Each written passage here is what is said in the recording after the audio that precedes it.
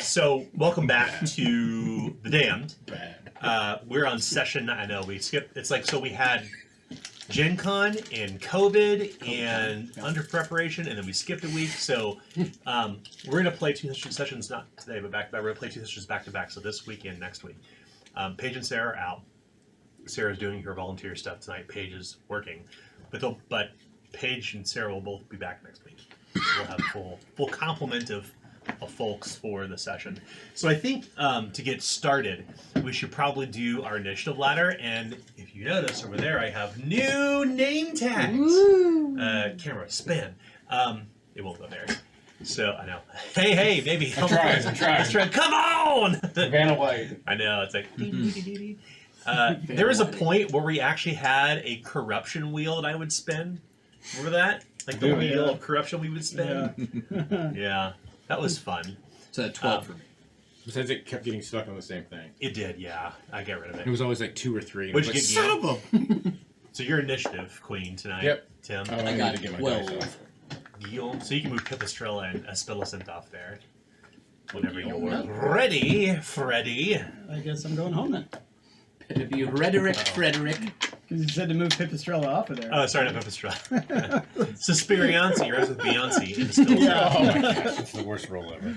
It's literally the best. That's how I committed it to memory. The first time You're welcome. she played. Yeah, that's a neckism. Okay. I'm sure she kind of hates me for it, but So Guillaume, I'm 12. okay with it. Just put them on. You can put them on the. Yeah, You can write them on. Oh, that's right. Yeah, it's right on. Yeah. So Those we have are little, really tiny. little name tags. What's 12. tiny? Uh, I could see it. I mean, you have excellent penmanship. I don't know what you're worried about. oh, it's terrible. It's It's beautiful. one louder. It's 11. Oh. Pipistrella. So, Pippi. Hooray! Which apparently is a type of bat. Hmm? Like a Latin word for bat. 12. I'll be dead. Pipistrella. There's no H in I don't Toma. know either. I didn't write that shit. There's no A. Pipistrella's a really happy Well, I'll bat. rewrite it later. Okay. That's in permanent marker. You can't do that. Actually, you can. You can take temporary marker and write over the H with it, and then you can erase it. Yep, just like that. And then you take the eraser, and it'll come right off. What? Yep. Here's a tip for you out there. If What? you're using permanent or temporary markers, if you write permanent marker on a board, such as a wet whiteboard for your maps, simply take, You didn't know if that? you mistakenly do it, simply take I a didn't know normal that. wet Madness. pen, write over it, it'll come right off every time. I'm with I you, love Dave. I'm with you. I already Beautiful knew it. magic, and I'm happy. Yeah. Yeah, man. Mind Galaxy blown. brain. Galaxy brain. I was just about 100%. to just suggest it I too. will say it does not work on the Chessex rollout maps. You gotta use mayonnaise Yeah. on those. Yes, that is correct. I've been wondering for a minute, actually, so that's You have good. to use Thank you. Mayonnaise. Worcestershire steak mayonnaise. I sauce. thought you said man boobs. I was like, you're just man boobs. on that. I was like, You gotta okay, find a I got guy. those, so we can do that. So yeah, so if you accidentally write permanent marker on a wet whiteboard, simply take a wet white marker, write over it, and erase it. It'll come right off. Mind blown. When we found out about it, I was like, "Holy moly, this is amazing!" This has changed everything. It has. All right, now you got to make one of your. Yeah, so let's TikTok- do some coins. Do we have coins out here? A coin bowl? 3.3 million views on Yeah. the dry erase board. Yeah, the coins are over here. Go ahead and roll a 6-sided die. Let's see where you land.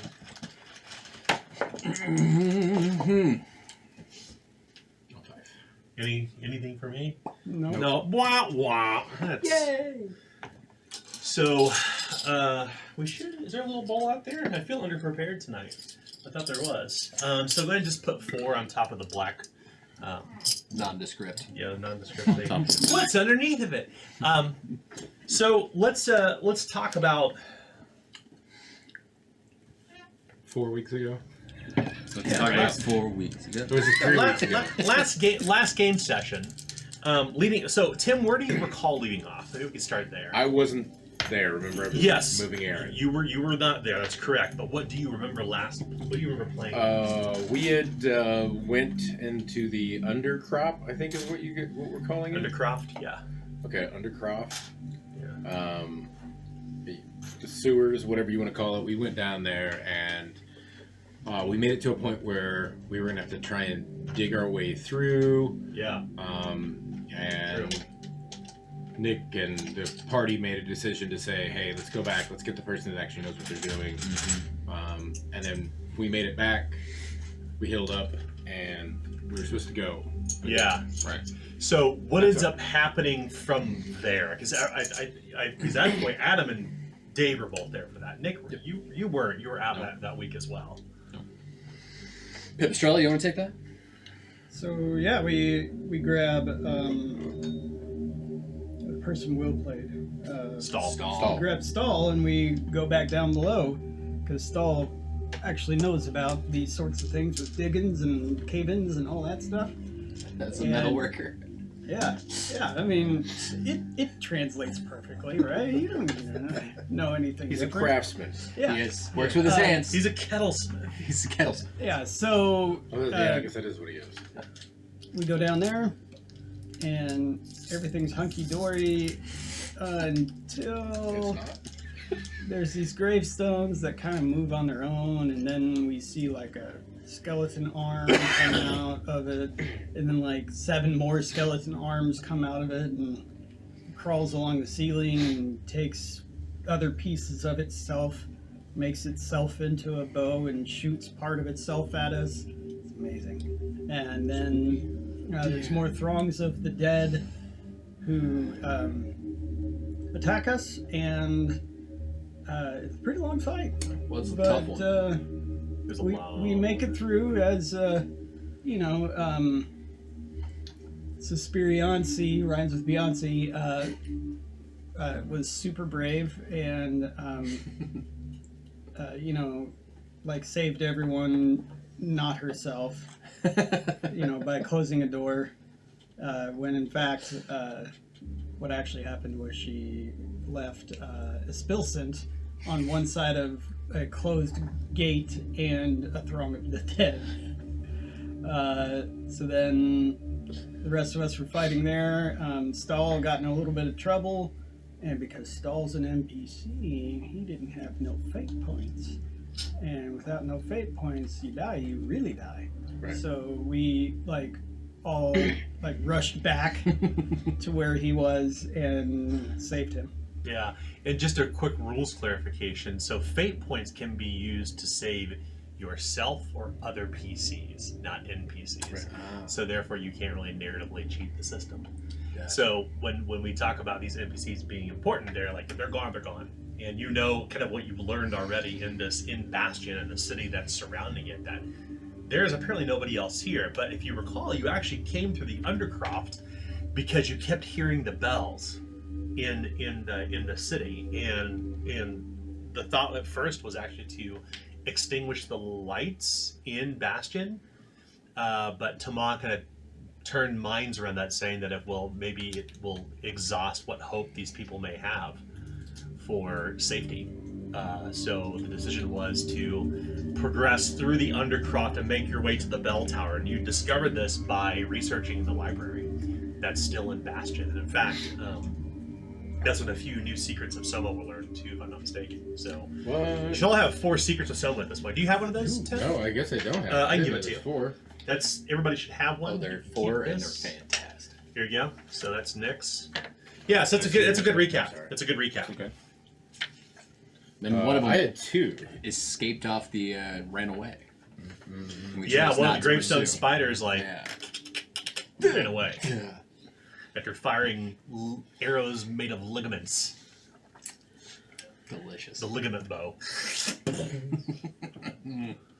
Sounds like someone putting on armor. It is. It's the Christmas mace.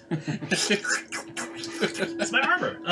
Yeah. So we pick up in the crypt where you have dispatched the throngs of the damned. One of these strange, what will only be best described as a gravestone spider. The remnants of the bodies and the damned, hacked and hewn and torn as you are all nursing your wounds. What's everybody's current damage condition at? We go around the table starting with Pipistrella. Moderately wounded. Unharmed, but I am physically impaired. That's right, because you had Grim Resolve. Yes. Always. How is Clovis doing? I am unharmed and in peril. What about Thomas? I'm the same. Unharmed and Nice. perilled. Yeah, so Aspillicent and Suspiriancy were the ones that in Stahl were all hurt. Stahl, I think he was seriously wounded. Aspillicent had to spend a fate point, and she also has like a grievous injury. It's like a punctured lung, I think, is Yeah, what it was. punctured lung. Yeah. And I don't think we actually stuck around to treat her No, we injury, did. we? Oh, that's Oh, right. yes. That's right. Because we used a fortune point to narratively describe that Pipistrella had a surgery. No, she get one of the throng had one. Yes, that's right. And So then, so we Lolo used was the a fortune doctor. point to do that. And then we used the third secret of Soma in order to critically succeed that heal-based test. what's the third secret? The third secret is you can critically succeed any one intelligence-based skill test in the next 24 hours and gain 9 corruption. So I got that corruption, but I was able to save his Spilson. I think a lot of people gained chaos rank that session too. It was pretty bad. What is bless? Should be after your weapons tables. Just okay, that's what I was looking for. See, Um, city of bless. I had to actually grab my red book too. I thought we should have enough for everybody around the table, but I ended up bringing mine to my last game session. So this. if you look at Blessed, it should be on like page 69. Lol. It's on page 74. So Blessed weapons. This weapon is considered to be imbued with magic when dealing damage against abyssal or supernatural foes. It does suffer an equal amount of physical peril. Critically failing to hit with this weapon destroys the weapon. There's some errata there Can already. you kind of game that for me? How does that work? Yeah, so so mean, you crush obviously. the Soma, and your weapon is now blessed. Right. So that means whenever you deal damage, let's say you do 14 damage to you deal a creature that's hit abyssal or points and to their supernatural, peril? it also does peril as well. Ah, But keep so in it's mind good. that not all supernatural creatures Have have peril thresholds. So Gotcha. it's only useful in some instances. One could infer it's useful against intelligent supernatural creatures. Okay. The Throngs of the Damned, as in, granted, this is just super gamey mechanic stuff, but I can tell you, your characters will be able to intuit this, that they don't exhaust ever. They simply desiccate at some point, and they undergo transformation in the sense that like they disintegrate eventually, but they seem to be ceaseless in their work. So one can say metamechanically that they have no peril threshold because they don't. Because they're But they are ceaseless in that sense. They don't seem to be scared, seem to be fearful. They don't seem to slow down in their work. They don't rest. So they're clearly unliving things in this sense. Like I said, metamechanically, they have no peril threshold. That doesn't necessarily mean all supernatural creatures don't have it. Right. But yeah, it should be abyssal and supernatural. So yeah, so if you did 14 damage to a creature that was abyssal or supernatural, do an equal amount of physical peril. The only drawback is if that weapon critically fails to strike, your weapon will break. right. It's useful for in here. There's actually no weapons that actually have blessed stake. There's a blessed stake. That's a weapon inside of the new starter kit in the Red Book. The blessed stake is essentially it's your Buffy the Vampire Slayer stuff, right? Once the stake strikes, it breaks. Because it does have the break quality as well. So that's how it'll be used. What's our fourth secret of Soma? Is it the blessed one? Effect crush one calcified Soma in hand to expend it. Bless quality. Yeah. Okay. What's the second? Move up one step on the damage and peril condition tracks. Yeah. Is there You a know, limit to that? Can you do it multiple times a day? Absolutely. You suffer 9 corruption. Okay. Yeah. So that seems very To the good wind. for Do it. You gain 9 corruption. Yeah. As a So result. it's a win-win, every time. really. Yeah. It seems very weak for that. Yeah, remember, the calcified Soma, it is a remnant of not the soul, but the spirit inside the damned. So there, every time you crush it, you were imparted with the death memory of the person who originally passed. So what if you have Castle Forge still? What do you mean? I mean, it can't be destroyed. That's correct.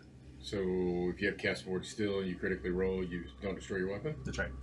Okay. Yeah. There's the next. I know nobody here it's- has Cast Forge still. No, but- it's a yeah. It's Listen, it's a game of exceptions. In this Right. case, the exception would be Castle Forge with Trump Blessed. Gotcha. If you had a Castle Forge stake, as an example, like the break quality doesn't even matter. Castle Forge. Yeah. Made of Castle Forged Blessed iron, absolutely. You gotta get a Castle Forge cow first. But yes, so that's your gamification of the Soma. And remember, Soma is recovered from the throng when they are finally quieted. I am itching to get over and like try and investigate or set up one of those gravestone spiders, as Yeah, they are entirely separate from anything we've seen so far. They are, They look and constructed. the learning here, they seem to be covered in lily white vines. So the types of flowers you would find that would grow on the grave earth of dead knights. And they give off the same smell, right? They do, yeah. That smell like As- rotten autumn and the lily smell. Lilies don't have a strong; they're not very pungent. But the gravestone spiders, it's just like a mound of earth wrapped in all of these vines, and the bones of whoever's interred beneath of it kind of intermingled within the vines. And Okay. also, and you can see multiple skulls. So like it's almost like Oh. these things have kind of merged together because there's these kind of two broken gravestones on the back of it. And the best way to describe it is literally it resembles a spider, although it has an incalculable number of bones and legs that are, as opposed to tendons, and has the vines wrapped around it. Yeah, interesting. So the vines almost seem to be what's connecting and animating it almost. That perhaps, yes. You do notice that there are several baubles, like perhaps the things that they were interred with, Okay. as well as a number of arrows, hunting bow, coins. Do you want to filch through the remains? I think that's.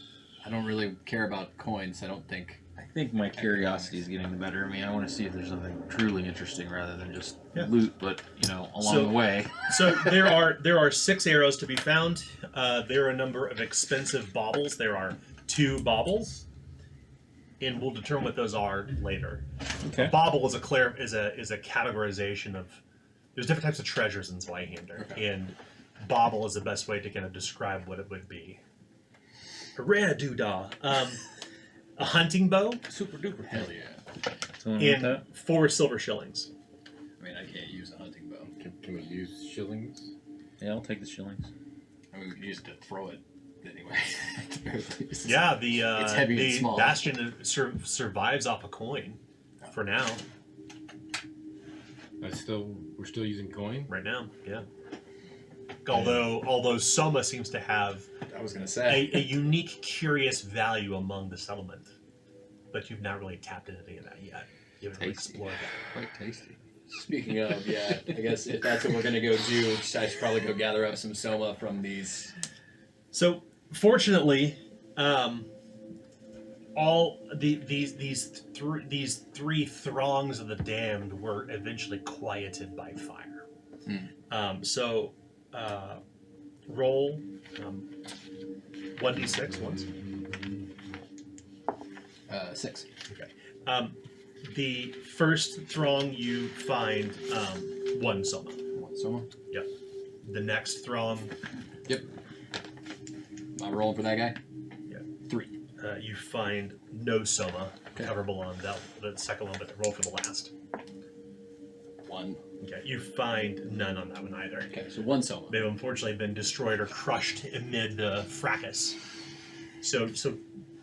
But that basically means remember the throngs of the damned are like a collection of the husks that have kind of almost in some sense like you think about like a rat king, like when their tails get wrapped together. Mhm. Like these are the husks clearly were in a frenzy and got stuck and wrapped together, and eventually you're flesh, the remnants of their flesh fused together. So it's like a throng of the damned, like stuck together and kind of moving with their legs and arms. It's, That's what you guys fought. Okay. yeah.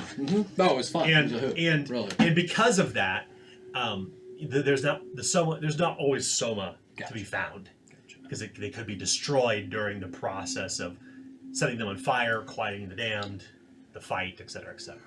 Well. So it doesn't necessarily mean you can go out there and just like stab 50 husks and get 50 soma.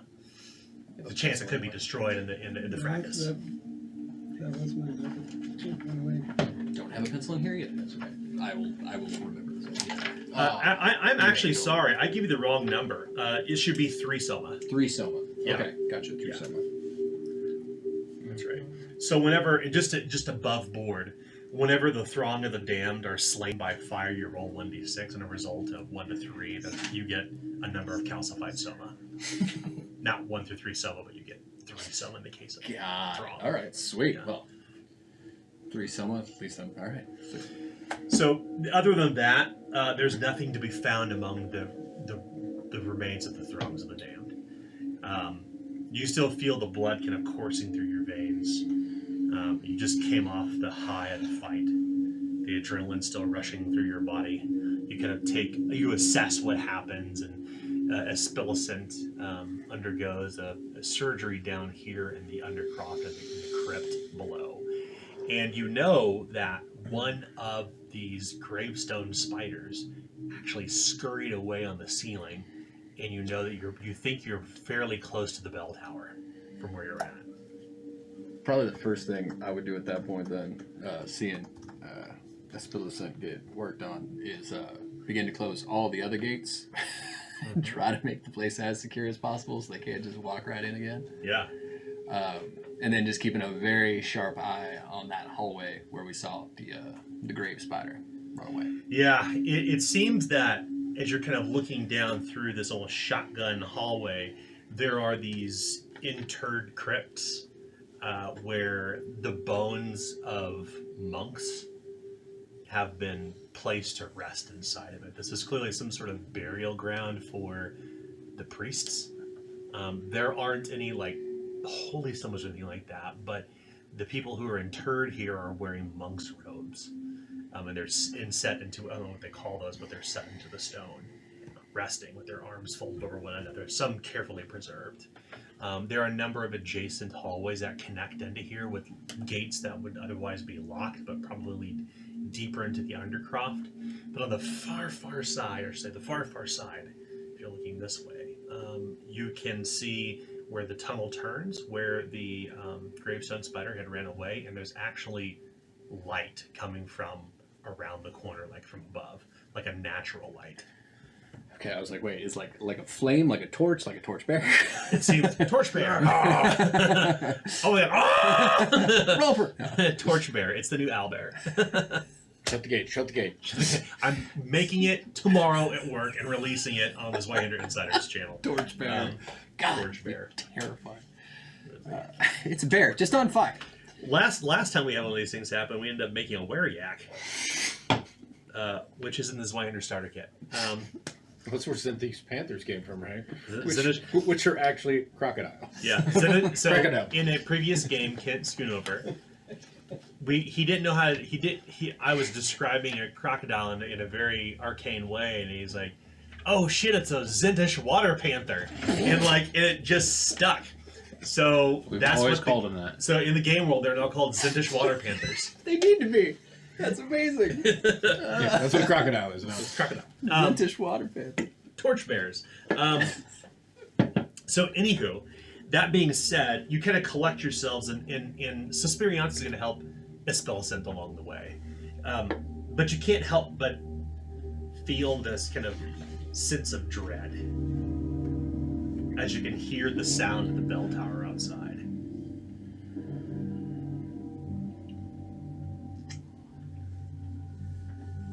Okay. Tama, Clovis, what are we feeling here? We just continue on, press forward. Say we bide our time until this surgery is finished. and Oh, we'll- to be clear, it is finished. It is Oh, done. okay. Yeah.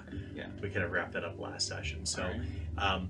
at this point, Pipistrella puts her finishing touches on Aspillicent and has bandaged her chest as best she can. I get the feeling that the clanging of the bell is going to disturb some creatures down here, so I'm going to wait a few moments. Just put my finger up to my lips and just wait a few moments and listen. Roll a challenging eavesdrop test. Okay. Alright, eavesdrop.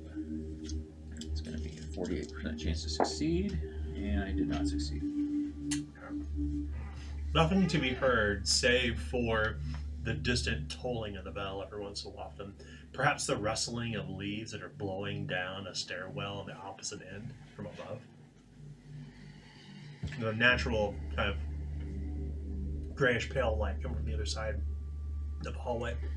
Tomon kind of snaps out of his reverie, spins on his heel, and starts heading towards the light. Come on.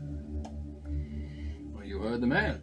I will, go right on behind. So you emerge victoriously at this point at the end of your wilderness travel. So you actually gain my misfortune point into your pool. Anytime that you complete combat successfully, or the end of a journey or a chase scene, all misfortunes converted back into fortune. So you gotta move that into your Do we gain our fast travel point? There's a fast travel point. Yes, you do. You do unlock that. To be clear, you can now successfully quote fast travel between Bastion and the bell tower, providing you go through the Undercroft. So you now have that. You now have the fast travel ability, which there's a mechanic for it, but it quickly summates like moving from here to there. So we've quote unquote cleared the space. In a sense, yeah. I mean, we're gamifying some of the elements here. Right. So yeah, you'd be able to say, like, if you chose to travel here again, once again, you could just say, okay, we're gonna go back to the bell tower, and I'll be like, okay, cool, it's 9 hours. Make some tests. We'll see what happens. Cool. So, will anyone linger here? In the Undercroft? I don't think there's any reason to. Right? I mean, the only thing I would see, I would want to do is possibly on the way out, like where the monks are kind of interned or anything like that, is to mostly just any sort of symbolism or anything like that would in particular connect previous owner of the Bastion, and more importantly for Guillaume, the Ivory Lady. Yeah. So Bastion is the place where you began. Right. The former owner, because he was doing something suspect with the... Yeah, so you've learned that the man's name was Lord Darius Morgrove. Thank you. And what he and these other folks had in mind, this is clearly some sort of smuggling operation, you suspect, but it's very clear, though, it led through the crypts of the Undercroft, and it seems like as you turn around from where you came from, you can actually see they actually had created it's an artificial tunnel. This was not, the Undercroft was basically broken through, and in fact this area had been blocked off by rock and wood, more or less broken scaffolding. So this was cleverly hidden even in the Undercroft beneath the bell tower. Oh shit. But you've now opened that way. This is the way. This is the way. Pipistrella is just going to look around for a little bit, just to take everything in, because she believes this to be a holy place for her in particular. Yeah, this is clearly a garden of the custodian, although it feels like her presence is absent. You can see that the symbol of the covenant, the faith of Galleon is present. The symbol of the circle with the tree with the rising branches, the three main branches representing the three gods, the steward, the learner, and the martyr. But there's no symbols of the custodian here. But the presence of the gods seems to be, the feeling you get is they're missing. It's gone. It's not here. This place seems unhallowed.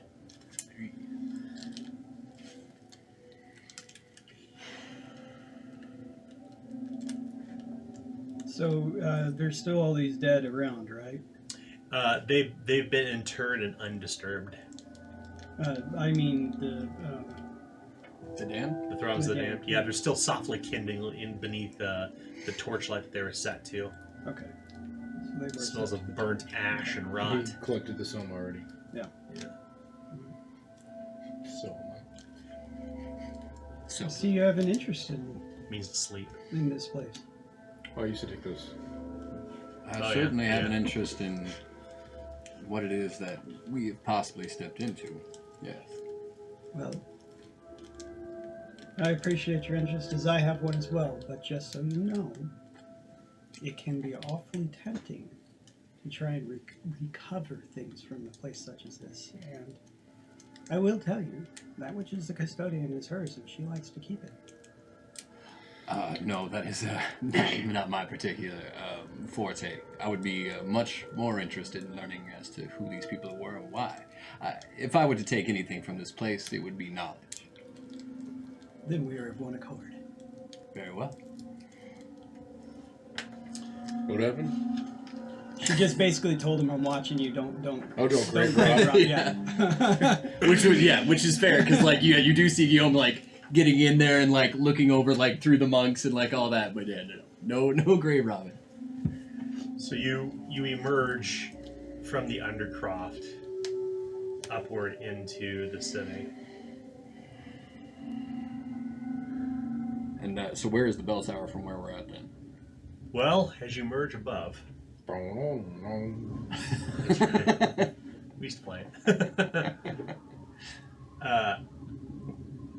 As you come up, you can feel the wind kind of whipping around, and where you're at, you've emerged somewhere deeper inside the city, and not far from here, beyond the mist that seems to perpetually roll between the alleys and the buildings of these burnout stone homes. You can see rising high above that this stone basilica that seems to be kind of a Gothic style architecture with fluted edges and flying buttresses that rise to meet the bell tower. And there's no clock on it. It's just, you can see though that it's a bell tower that's been closed off. It's been shuttered off up above. But even now you can hear the ringing of the bell. You can't see who's ringing it.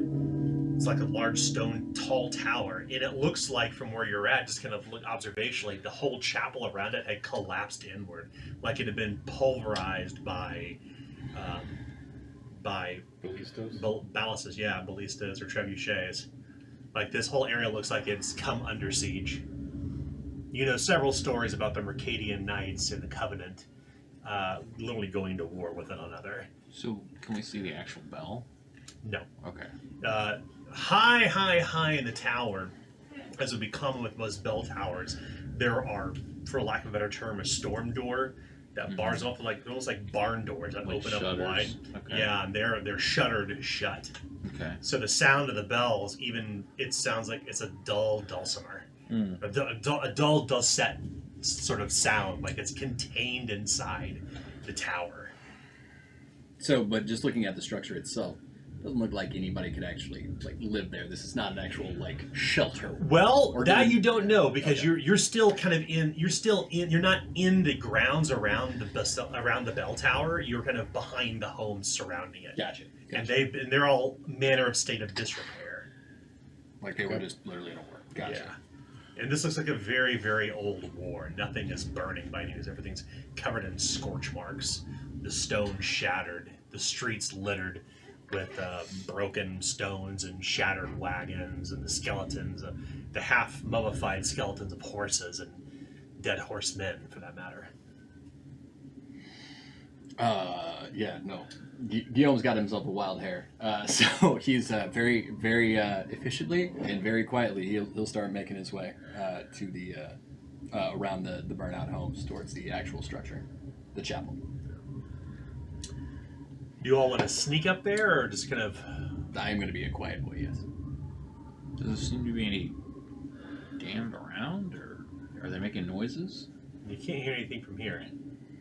All you can hear is the whistling of the wind and the creaking of the leaf-bare trees. Every once in a while, the sounds of crows that nest in nearby buildings. I don't But this was the hallway where the grave spider, like, Yeah, yeah, that's right. It's where it emerged. It ran away through. Yeah. Should we call out? No. I don't think we should call out, but I don't feel the need to be quiet. I'm just gonna go. I'm just gonna walk normally. I'll let Tomago ride on by. I'll follow him. Pipistrel will follow and take out her hunting bow and pretend that she knows what she's doing, but it's very obvious she doesn't. How's this going? How's it going? I'll pull up the rear. I'll just watch the 6 the whole time very nervously. You creep through the cobblestone and amid the shattered buildings, and it's very clear that the roads around here once led to an intact temple. And as you round the corner, you see this kind of half-open plaza that's up on these raised stones, in this like perfect circle of buildings that surround the old tower. The whole place has been literally destroyed, but you can hear the clinking of chains coming from beyond where the doors once stood inside the temple. But the temple has collapsed inward. The roof has collapsed, but its walls still seem to stand. The stained glass has been shattered. It's been, half the walls are destroyed, but the bell tower seems to be semi-intact, even though it's been struck by boulders and scorch marks. As you kind of come closer, you notice the grounds around the place. At first, you thought it was vines, but as the fog clears, you can see that there are these iron stakes and rungs that have been affixed into the cobblestone, and up on the ends of the rungs are these long, thick chains that wrap everywhere across the yards. And there must be 30, 40 sets of these chains intermixed throughout the grounds. Attached to one, you can see what appears to be a monk, but he is long since passed. It's wrapped around the remains of his skeletal neck, and he's lying prostrate before the bell tower, like as if he's in reverence to it. Would this be something Guillaume has seen before he met the group? That similar prostrate. You want to approach? Yeah. You come a little closer, and it's very clear that the monk has passed some time back.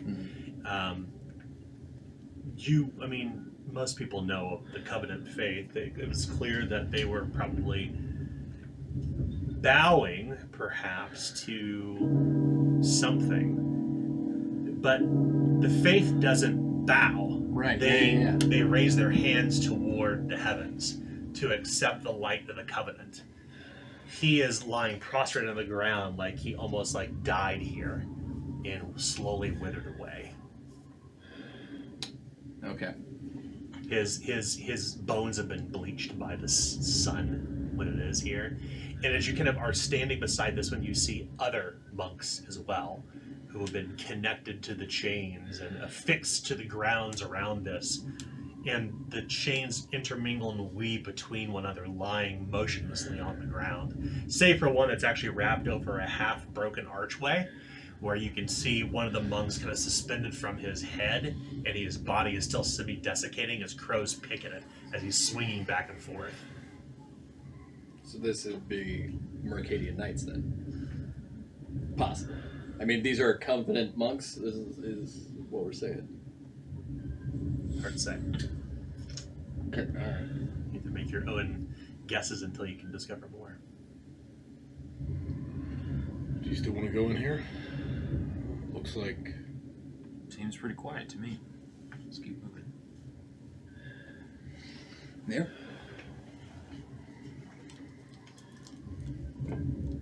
You walk up the stone dais outside of the doors where you would enter this place to come into worship. You can imagine in earlier times, in the days leading up to the Red Death, that the whole of the city would probably gather here. And as you step beyond the threshold of the temple, there was once an immaculate place, but has been pulverized. The pews splintered and broken, the candelabras long since lying on the ground. Nothing has been plundered. The altar has been shattered. You can see chains of the monks kind of weaving along the cobblestone floor here. The entirety of the frescoes that once decorated the high vault of ceilings have shattered across the ground. Like you're walking over broken pews and raised stone as it's very, very uneven ground. They would probably be too old for me to actually like figure out how they died, because these don't look like the damned at that point, right? Oh, do you want to investigate that? I would. Okay. You approach another one of the monks, who was actually looks like their leg got stuck beneath one of the pews, like he or she was trying to lift it up, but got stuck and died. The leg has been twisted off. Do you have a healing skill? Do not. You're not really sure. They seem to be in various states of decay. They don't smell.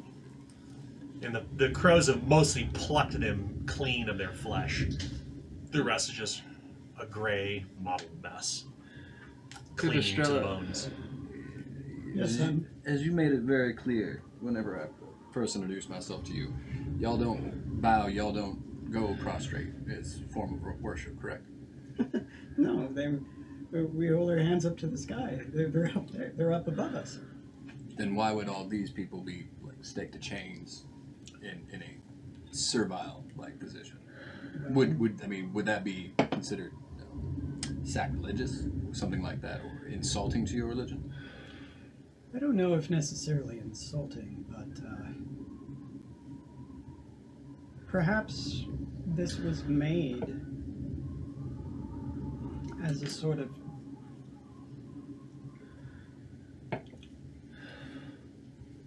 bending of one person to your will.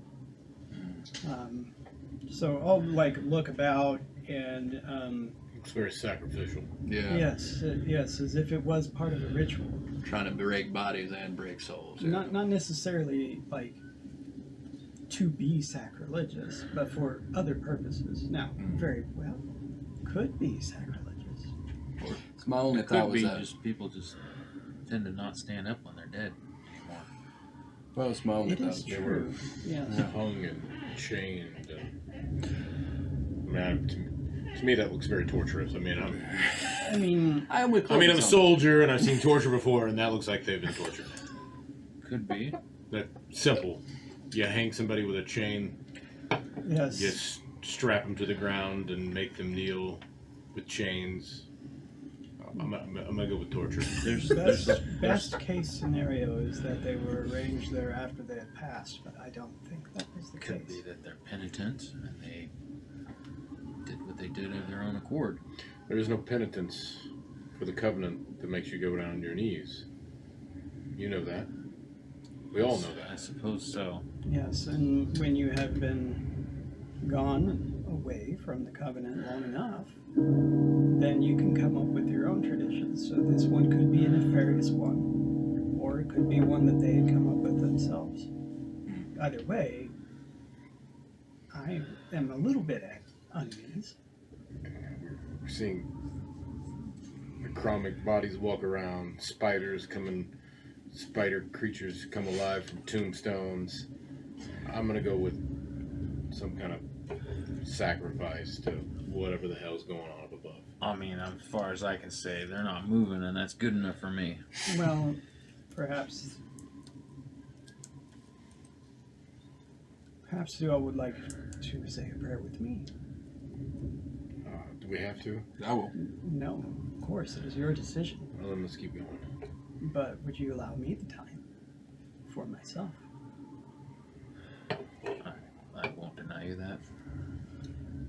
So the one that you were standing over, I go and I look at this one here, and then I take a look at its mouth, and I'm assuming there's loose brick around here all over the place. Oh yeah, absolutely. So I will pick up a brick and I will start chanting a prayer to the custodian in a language that nobody recognizes as I place the brick into the mouth of this one and cast the spell Last Rites. Okay. Go ahead and make an easy incantation test. Easy incantation. You wish to channel power. No. No, I'm only praying to the custodian this time. So easy incantation. So that's 86.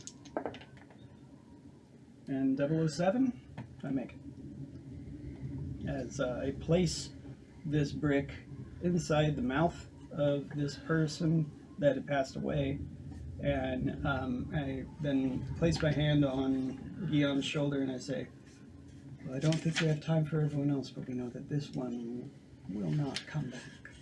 There's a fierce cracking sound as Pipistrella literally separates the jaw from the mouth and places the brick inside between the teeth. If we had time, I would do this for all of them, but I know that. I may not be no priest, but I know the funeral's not for the dead always. It's for the living. Thank you. You're welcome, it is my duty. But I do it with pleasure nonetheless.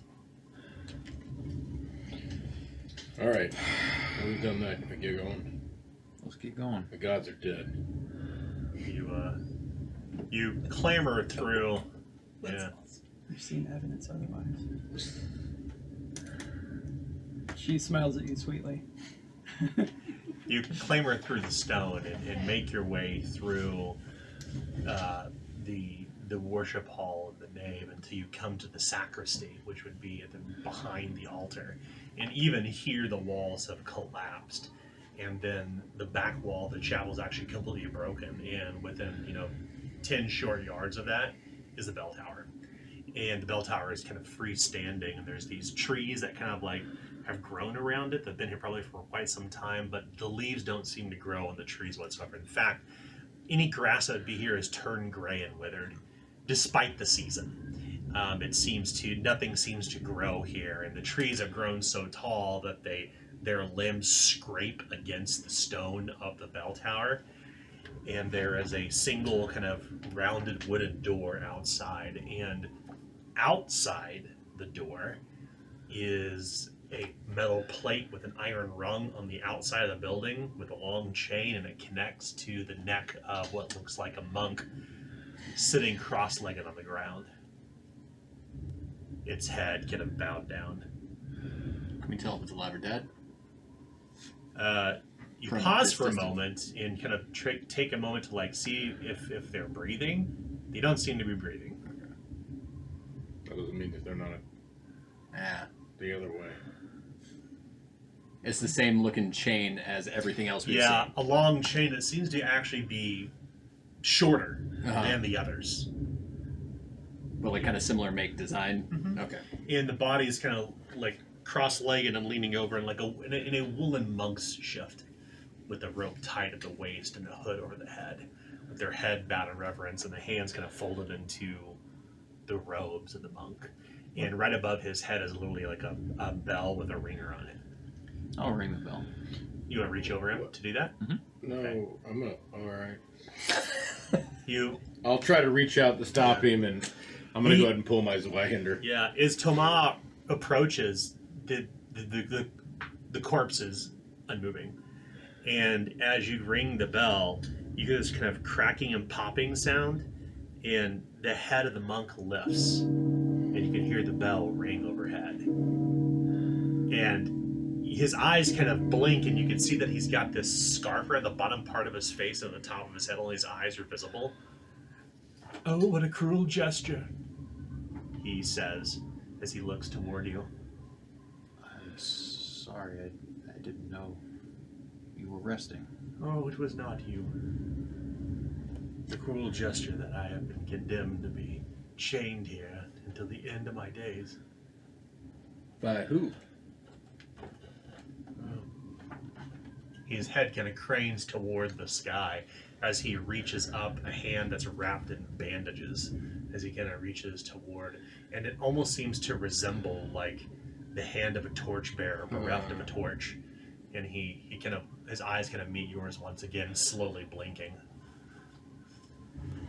Well, we can end that.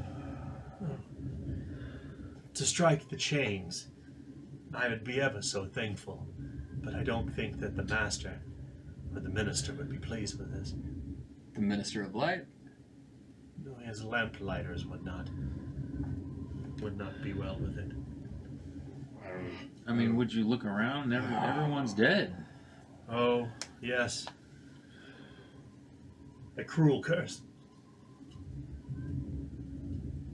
Do you know what happened to all of this? Like, He kind of scratches his nose beneath the wrappings and kind of like scratches at the rung of iron around his neck where it's chained to the wall. Oh, yes. We all came here, I suppose, looking for shelter. A bulwark against the Red Death, and, well, he kind of tugs at the iron chain. A cruel fate had awaited us. Say, friends, What did you do that caused you to be chained up? Or what did you not do? that's a strange question. We simply came and then we found ourselves linked together to the grounds of the bell tower. He says, scratching his nose once again, kind of a rough scratch, like the sound of like scratching the bottom of your foot, kind of like a kind of rough sound, like a callus, sound of a callus. Do you not remember how? No memory. When I was when I was blessed as such in life, but now, well, those are all fleeting. So You can see a slow smile from beneath the wrappings on his mouth. I was once called Brother Walder. is there any way I can like get this guy some water or something? Yeah, you kind of produce your water, and he kind of, oh, I have no need for water or food these days. So A taste of ash and death. So your master, who is this? Is he the one who caused all this? The lamplighter. It is one of many greater servants of the Minister of Light. The hell is the Minister of Light? He pauses for a moment and says, Father Lucius Lightbringer. Is he the one ringing the bell? Heavens no. Do you know who's ringing the bell? Only his servant, the one with the broad hat. He called them the Lamplighters in the elder days of or in the last days of the Red Death. Well, we've met one of those. We have. How many of those are there? I think there is one, at least here. It is the one that enslaved us as such. Why do they ring the bell? He kind of shakes the chain. I'm gonna start looking around. You kind of look around, and you can see other bodies that are chained to the ground, but they are affixed in the same sort of prostrate posture on the ground, like they were with knees folded beneath their chest and their arms out, and they have kind of all essentially died in that pose, intermingled within the grounds of the bell tower. Save for Brother Walder. So what's holding his chain in place? Is it like welded It's attached shut? to this is the there's like an iron plate and a rung, and then the chain is affixed to it. Well, how do you get his head through the Oh, it's necklace? attached around his neck with a similar iron rung, sized perfectly for his neck. Although it hangs more like a heavy necklace as opposed to anything else. But his head is so large it couldn't fit over him. Is it like a welded shut, or is there As a welded lock? shut. Oh, Okay. yeah. Okay. Yeah. Was the purpose to be turned into one of these things? That's why all of these bodies are out here, including you, Brother Walder? Oh, I used to wonder about the purpose of all these things, but as I look about the field of my fallen brothers and sisters, I feel that there is no purpose save for pain. Why don't you sit inside? Like, Does this chain not reach inside? Beyond the threshold, it is very, very cold. I feel warm out here, beneath the light of Mandos. Besides, I would like the company of the animals that wander about this place. Rodents mostly, but I've kind of grown accustomed to the sound. The comings and goings of the lamplighter and his servants, I simply avert my eyes when they pass beyond the doors. Say, would you strike these chains for me? Or have you come to seek the lamplighter's guidance? I'll light a torch and burn you alive. Oh, please don't do that. That will be very warm. Well, but you want the warmth. Oh, not the warmth of fire. The warmth of human company, I suppose. But you'll be gone. You can go to serve your god. He raises his arm in the bandages. The rut has set in, but it will be some time, I think, still. Maybe a season or two. Yeah. Did we not also have someone with the rot with us prior? No. What is it that you do, brother? Simon Well, doesn't have the before. rod. I'm sorry, Mike. Simon doesn't have the rod. He doesn't really know who you're talking about. I can't look I'm talking to specifically. these two. Oh, okay. He looks back toward Guillaume. What'd you say, Guillaume? Oh, sorry. It was if best as you can remember, what did you used to do, brother? I was an apiarist. I kept the bees in the chapel and sought to the mead. Production of honey, foodstuffs. Does he seem trustworthy? We'll scrutinize test. This will be standard. Seems like we need to light him on fire and move on. 58% chance to succeed, He and I is did not alive. succeed. Well, Is he? He's not alive. Okay. I'll say this out loud. He is not alive. That's why I'm trying to determine. Like, that's literally what I'm trying to determine. Is he? alive or dead, he is He needs to be set free. cognizant. Right. He's not alive? he's a thinking sort, He is and not I don't. alive. I just doesn't set right with me that he's in prison here. So I'm gonna. Oh, the ether does not fill my lungs any longer, but I wouldn't call myself dead. If I was dead, I would be like my brethren. Stand back. I'm gonna give this chain an old whack. Let's not do that. What do you think? You're asking me what I think? You're the only one that knows this shit. I mean, Walking Dead. What do you call that? What would the I bet if he pulls down that scarf, it's gonna be desiccated flesh. What would the custodian say? Well, it is not the Red Death. I can assure you of that. At least I was survived that in a sense. I'm inclined to set him free. I'm inclined to burn him. No, I do not. But I prefer not to die today. Thank you. You're already dead. I'd be convinced. I could be convinced to leave him be, but I don't want to burn him. Could he serve a purpose for the other survivors in Bastion? There are other survivors, he says, kind of like his eyes kind of widen and almost hopeful for a moment. Why would you say that in front of this creature? I'm not In front of a supposed. creature that we could murder right now, who's chained to a wall and has no means of defending themselves? I am not supposed to allow this. Not supposed to allow this creature to exist.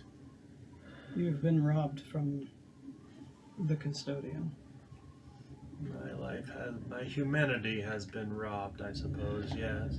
And that is very unfair to you, and we can make it right. What do you mean, make it right? Though I would show as much kindness as I possibly could. Oh, goodness, I am not ready for the garden of the custodian. We never are ready. It's her decision to make. It's not ours. It's not even mine. If I were to lean upon my feelings, I would let you live indefinitely. But this is not a luxury that I have to make. Somebody else made this decision for him as well. I don't think we should I force I another defer to decision you upon in him. matters of the soul and spirit. Make your decision. He looks toward the sky once again. Oh dear. Is he coming? No, but I'm sure they know you are here. They watch the grounds like a hawk. You do know it, what you're experiencing right now. You've been through so much. This existence, while you're clinging to it, is not one that brings you fulfillment. Certainly not chained as I am, and I have pondered the reasoning. I have come to no conclusion about the reasoning for such a cruel fate. But I must admit, I am also very human and do not wish to die. I can understand that. My old man always said if he couldn't stomach another roll in the hay, then just take him out back and shoot him in between the eyes. I don't know if you feel the same, but I certainly do. Well, he's a monk, so I doubt he really cares as much about the rolls in the Not all eggs. who are religious are celibate. No, there is. I don't know, and I don't care. Let's just make a decision so we can figure out what the hell's going on in this bell tower.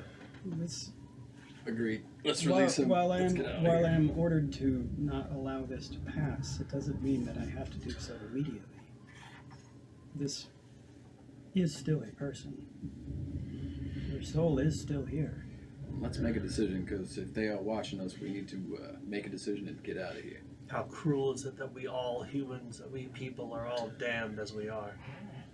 We would like to think that the souls that have passed on, that the custodian had relinquished from the poor people, the husks that we left behind, were the ones who were truly the ones who were cursed. But it is not they who are cursed, but we.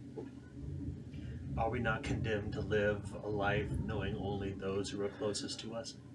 Are we not all damned ourselves? I've thought about this question long and hard. Amen. I am much for philosophizing.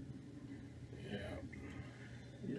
If you need a moment to think upon it, and perhaps you would come to it of your own accord, then we can move on and come back. But if we were to do what needs to be done in a place that is more holy, then you could still make it through the Well of Souls into her embrace. You hear him kind of sigh, almost like perhaps it's like, even though you know he draws no ether into his lungs, he pauses and he says, "In the days before the Red Death, the Mercadian dynasty thought that Saint Carmen was corrupted by the whispers of devils and other things that are unnatural in the world. And when her blood was spilled, where her blood and her followers had trickled out into the cobblestone, that is where the Red Death blossomed. It was not long after that until the Mercadian Knights, by the score, the sickness had passed from house to house over a very short period of years. And it was during that time that the covenant had splintered, the faith had splintered. And we questioned what reason would we be cursed for a choice we did not make. I should say, having survived the Red Death as I did in life, and now seem to persist as I am, I do not feel I am ready to go on. If that means staying here and pondering my existence, then so be it.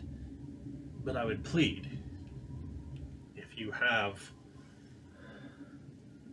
love for your fellow mankind, then I would ask that you strike my chains, so that I may live rightfully in what days I have left. Guillaume until I have starts to looking at the pass.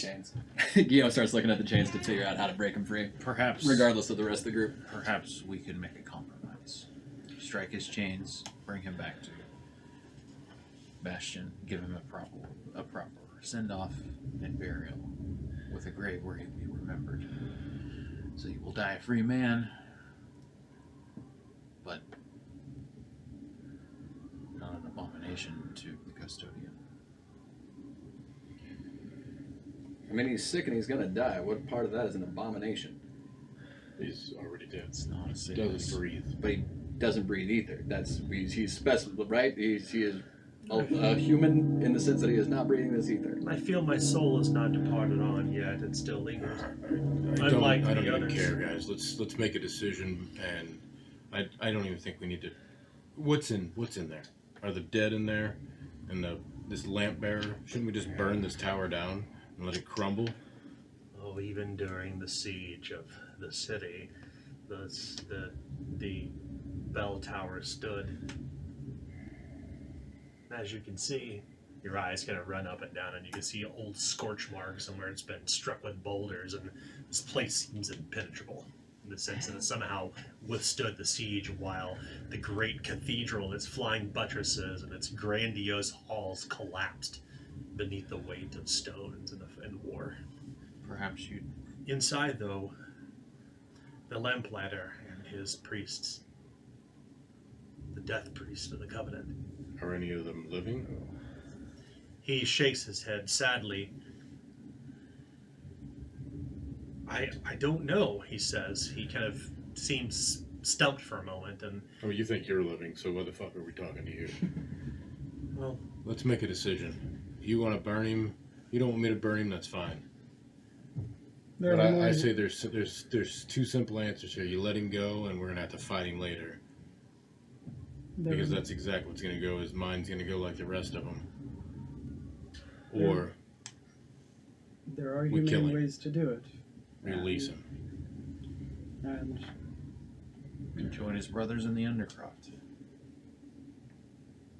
we can do that, but I cannot allow it to go on indefinitely. Let's do it then.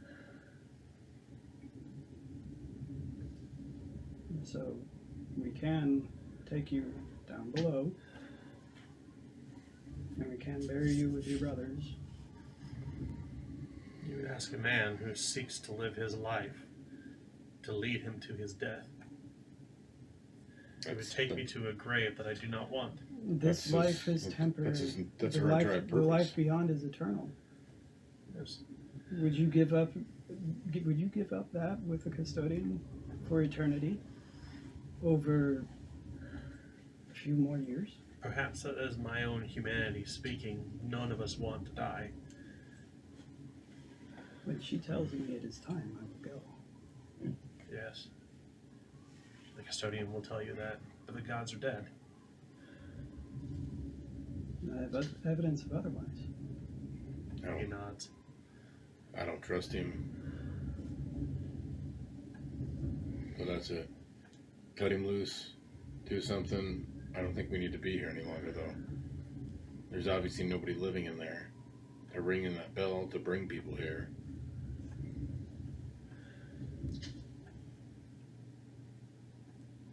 I can allay it for a while, but it must be done. We'll come back then. Give him a few more moments to savor. Would you, when you're ready to go inside, please do ring the bell. It brings me, comfort. He kind of crosses his legs once again and kind of places his hands in his lap and lowers his head as pulls the hood back over his head and kind of rests there. Yeah, Guillaume's going for the chains, trying to break them. You're just gonna strike him with Yep. what? Oh no, I'm just trying to break those chains or figure out how to break them, regardless of what the rest of the group's doing. This is Yeah. no. So, you know immediate tools, but Stahl's pickaxe is there. Is that what you want to do? I do, because regardless of whether we're killing him or we're letting him go or whatever it might be, he's not going to be doing it in chains. I'm not going to abide any sort of sentient soul to be yet again destroyed by someone with power. So Be Guillaume placed on their knees. No, thank you. yanks away the pickaxe from Stahl. You gain 2 corruption. As you strike the chains a few times and they spark until the chains are released. He kind of shakes his head. You were put there by someone with power, no doubt. You have lived your life in honor of gods with power. No, you get to make your own decision now.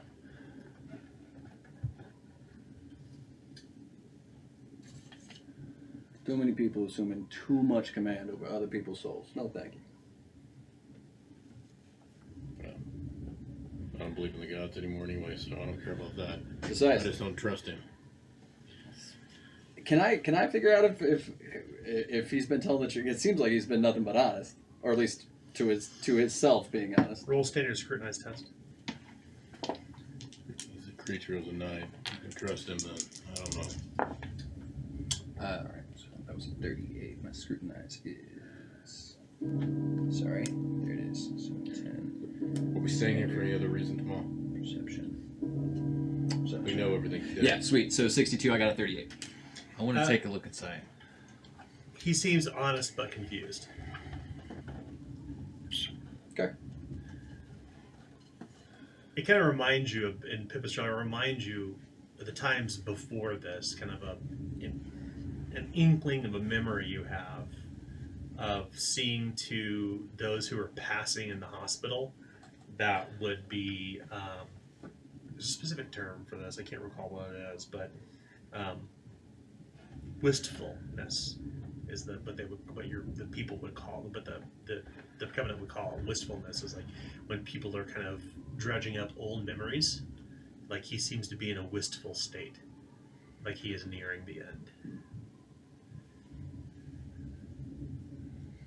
So does he do anything when those chains He are... stands up and he kind of picks up the chain and slings it over his shoulder, and he kind of looks around, confused for a moment, and "Oh, thank you," he says. Listen up. They're going to continue to have their discussion. That's is what it is. But you're not going to be chained. "Say," he says, as you free him from the chains, "the lamplighter, the others, the death priests, they, you should know something." And he kind of approaches and places a hand on your shoulder. "You can't trust their appearance. They shift with the shadows. They look like us," he says, looking at Tama. Can I step away? "You wouldn't even know if they're among you." I suppose it is the power of the lamplighter, the minister of light, somehow is able to give. When there's an absence of gods, what only remains are people who can gather worshippers, and there was strength in that, I suppose. Yep. Mm-hmm. That is what is beyond the tower. And I suspect you will not be the last to come here. That's the whole point of the bell. We came More here. servants. We came here too. We thought in the wake of the Red Death that it would be some solace for us, but there was none. Estrella? Well, there's the door. No. We need to resolve this now. Let's do it. Jesus fuck, man. This is getting to be. I mean, martyr fuck. This is getting to be too old. We can't leave him. Sorry, it took me a second. Pipistrella motions onwards towards him. As if like You're gonna march him toward his death. letting him walk off into the distance. Oh, okay. He takes the chain and he scratches his head and he says, "I'm sure we will meet again." He kind of One day we all will. hear his bones kind of creak as he kind of stretches out a bit, as he kind of takes a long yawn, You hear he sounds like somebody who's been laying in bed for days, right? All the ligaments are kind of popping, and he kind of has a little bit of pep in his stride, and he begins to walk off. You hear the chain slinking as he's going to come slung over his shoulder around his neck. Is he walking up just fine? Like, no problem, no issues? Yeah. I think that was a death priest. Do what? I think that was a death priest. Sorry, that was Dave talking. And Estrella shakes her head. He seems to be completely unawares. She pulls back the bow. And as he is completely unawares, just lets it loose. Okay. Towards Shoom. him. Hopefully making it a complete surprise to him so he doesn't know it's coming. The arrow. Thunk! Right in the back. There's a pause, and you hear this word. Oh my. And he collapses onto the stone about 10 yards out. And the chain slinks to the ground as he lies lifeless. As she will immediately go up to him and place a stone in his mouth. There is a vicious ripping sound once again of the jawbone and the ligaments torn from the throat as he was not rotting. But it looks like he was merely a survivor of the Red Death. Mm. You gain 6 corruption. All right. I mean, I feel I had a hand in this as well, so I insisted that he move on. So I feel like I should get the same, but that's your call. I'll leave it up to you. I would say that this is a more of a miscalculation on Pipistrella's part about who this man was. Yeah, no, like... Same for me. Yeah. Yeah, I'll take it. If you think it's appropriate, by all means.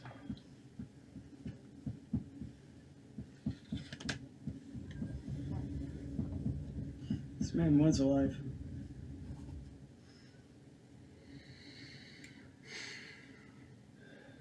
Guillaume is just silently fuming the entire time. He's actually pretty pissed. Well, like I said, should have taken down his shawl. But we all make mistakes. Are we moving forward or are we moving Let's back? move forward. Let's check out the bell tower. That's what we came for. It's unfortunate. You blessed him. We moved on.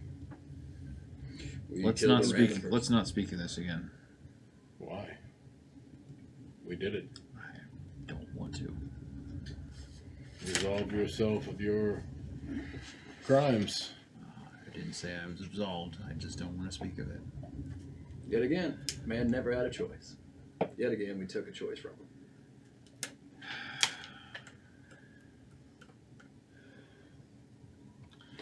Heading forward. The doors don't appear to be locked from the inside, and as you open them, it's very, very dark within.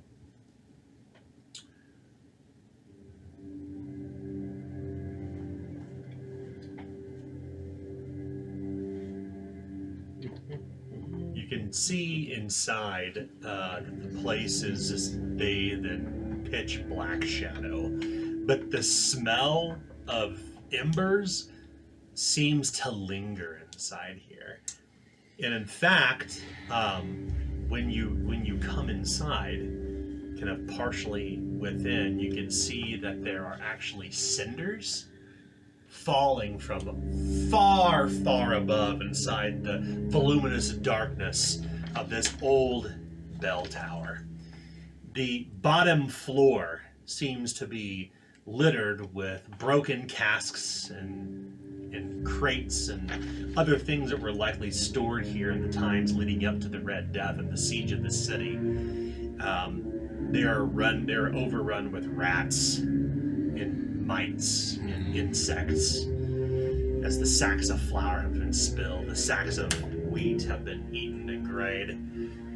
And you can see along here that there is a solid wooden stairwell that goes up and winds around the inside of this bell tower, ascending upward.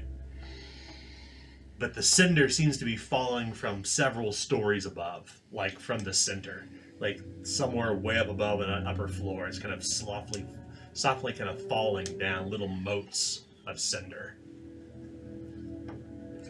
Does this staircase look sturdy enough to hold our weight?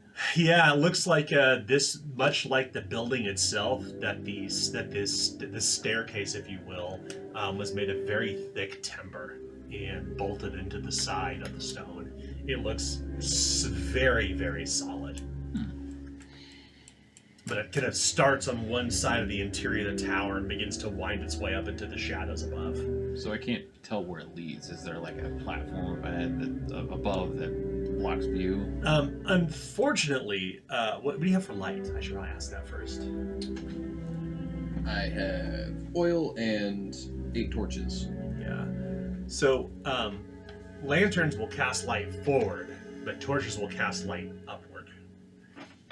Gotcha. 9 torches. Yeah. So you'll strike a torch. Torch rich.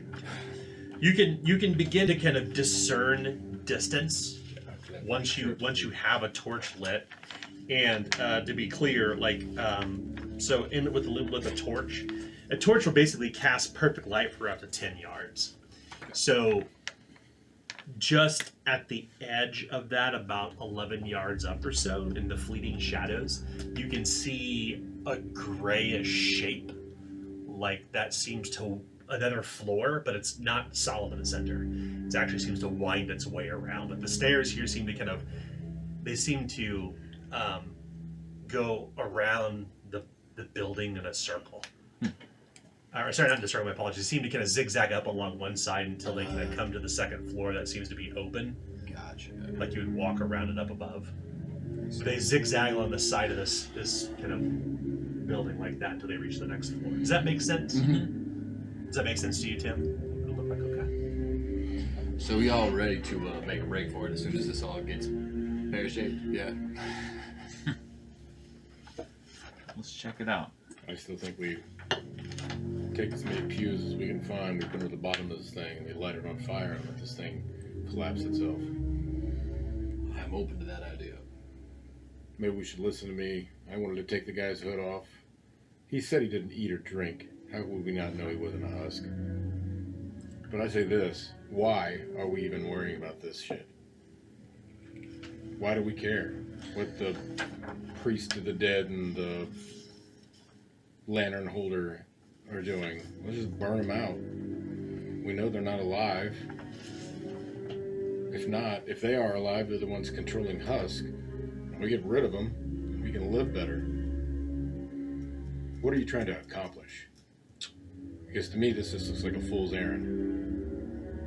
That man down there, I don't know if we can trust everything he says. I want to confirm it all. He was confused. You know that. Yeah, he said he didn't eat or drink. I thought he was dead. He said he was dead. I did too.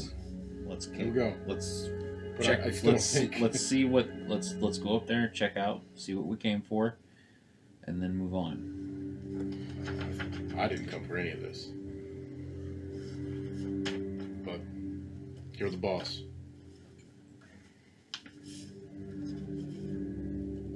Anything else you wish to do before ascending the stairwell? Anybody want a torch? I don't think I can hold one with this, since she has a knocked bow. Yeah, I already got it. I have a torch out. Yeah. I think we have enough. Yeah, so Suspirioncy is supporting a spell sense, so that means the torch will be held. It's going to be held by you. And I was going to light one too. Okay. Do you have a Zweihander though? Do you want to carry a torch? I really don't, but it doesn't sound like anybody else wants to carry it. I'll carry it. Oh, if you had the two-handed thing, yeah, I can carry it for you. Yeah, I got 2 one-handed things, so all day. Well, fortunately, as you're ascending these stairs, the first thing that kind of clicks for you, Clovis, is that the way that these stairwells were built inside this bell tower, they were not built for wartime. So that means that you could easily swing your weapon from the right. Because in the tower, the way that towers are built, you can't Can't swing a swing. weapon, you can only thrust. Right. Because there's enough open room on the side of the stairwell. And the stairs don't creak or groan. They're very heavy timber that's been driven into the stone, like wood that's been soaked and treated over the ages that this place was built. You would age this clock tower probably the last 50, 60 years. It seems to be of an older make that you can kind of recount from your memory. But it seems to be sturdy, like surprisingly sturdy, despite the fact that the neighborhood was just demolished by stones, by siege stone. You begin to ascend upward, and the railing seems to actually be fairly intact too. Like it's not groaning or creaking beneath your weight. All as I'm saying is it seems to be sturdy and safe as you ascend upward. So you begin to ascend the stairs, and about 11 yards up, kind of within the light, you start to see the second floor. And it's not the stairs actually kind of emerge through like a solid bit of stone. It's actually like the stairs seem to terminate at the second floor that's completely open to down below. And as you're ascending, you begin to see more of the cinder kind of falling down from above. Are we getting any closer look as to what actually is continually burning that way? No, there's this this bell tower is very tall. Gotcha. This seems to be the second floor though. But you've basically moved about 11 yards. All right. So call it 30-ish feet or so. Okay. You've not come onto the second floor yet. But you're kind of ascending the stairs as you this is what you begin to notice. Is there anything you want to do before you come to the second floor? No. Okay. No. As you kind of come to the stairs, that they literally terminate at the top of the second floor, and you can see that similar to the stonework, or the timber work on the stairs, so too is the floor. It spans out maybe 2 yards at best. It's very, very narrow. And it looks like this was built basically to ensure that the bell tower didn't collapse inward upon itself. As you can see, that the scaffolding that is affixed into the stone kind of supports everything here to keep the stone in place, and it's bolted together, like with curved iron and soldered with the wood around it. So this place is, you can see the skeleton, I guess, what you would call, of the bell tower. And looking around, you can see that across the other way is where the stairs continue, as you have to walk around the edge. And there is a wooden railing here, but there are intense scorch marks all over. And in fact, hanging halfway off the edge beneath the railing is the body of an armored knight who has long since been slain. Clearly something terrible happened here. Like this, the Mercadian knights probably at some point pursued the Covenant, or vice versa. So this is a Covenant Knight? This is a Mercadian knight. This is okay. Yeah, but what you would judge Clovis, at least by the standard of dress and armor. It's like it's basically brass munitions plate. Wow, that would be so heavy. But the body's only hanging off the edge. Like you can see the arms dangling down. The helmet is, you'd seen a helmet down below. Now you know who it belonged to. But the Mercadian knight's long since died. So yeah, this is really, really thin, so I'm assuming there's no additional objects or items. It's literally just kind of a walkway to another set of stairs bolted in. It seems to be a narrow causeway, and you can see, as you're kind of observing, like that something intense happened here. Like parts of the balustrade that keeps you from falling down below has been splintered and chipped. There's a shattered mace head lying on the ground, a shattered wooden shield. You can see bones strewn here and there, like some terrible kind of battle has occurred on this floor. You're not walking among the dead, but you do know that this intense battle unfolded here.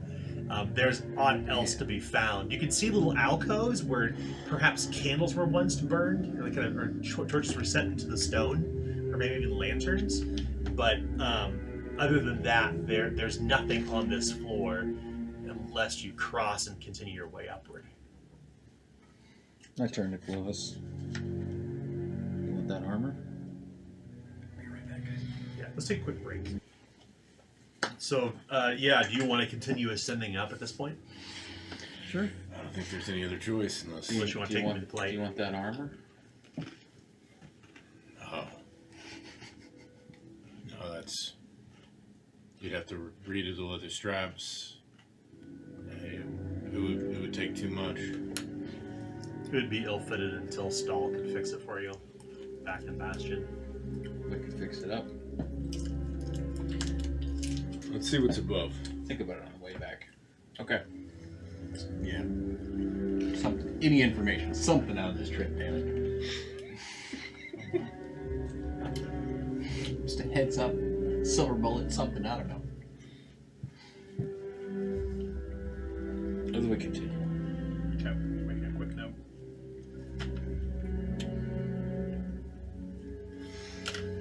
All right. Same as before. You lift your torch and you can see about 11 yards up another kind of open air thing. However,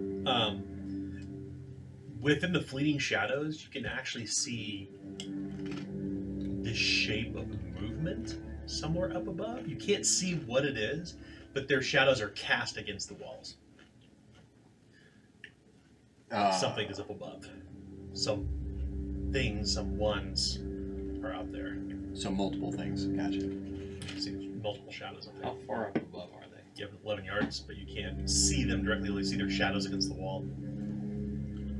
They're not even visible. They themselves are not visible, but the shadows are long and strange against the wall.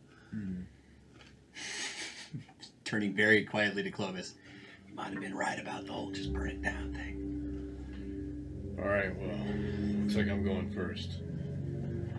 Wait. See if he puts his finger up to his lips again. Listening. See if we can hear any conversation or something going on. So you don't need to roll a skill test for this because it's very, very apparent. There are these kind of sound of shuffling and the sound of prayer, the prayer of penitence.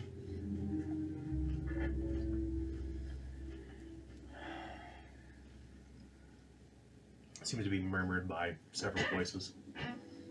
And they don't seem to have noticed our presence at the moment. Seems like they're just continuing on. Up above now. Yeah, at this point, you haven't even gotten to the third floor. You're still on the stairs, but you can hear the murmuring of prayer. How many stories do we think this is from outside? I mean, is it... At least 3. Okay. At least 3. I was thinking 3 or 4 with a bell tower, but... Yeah, perhaps more. You don't want to go up in there and take a look. See if you can check it out without them noticing it. I can certainly try, yeah. So yeah, I'm gonna... They're gonna see our light. Yeah, I mean, I'm us. yeah, I'm handing the light to somebody else. Whether that's Toma, now he's holding like 2 torches. Double switches! I've got all the lights! He just looks like a juggler. He's like, I got him, don't worry about it. I can strap my sword back in until you get back. Okay, so you want to sneak your way up there? Yeah, I think that's... Yeah. Make a hard stealth test. Yeah. I really want to throw this thing off the edge. Oh, this will be fun. I just don't feel like this thing being behind us is a good idea. We've seen spider creature. It's gonna make a lot of noise. What's your chance for success? Probably not good. Probably not My good. chance for success was an 18. Was 18%. I got a 36. Okay. So, fortunately, this was actually a fail forward test. So, you sneak up there successfully, but not without sweating some bullets. That's fair. As you suffer. Oh my god. 17 mental peril.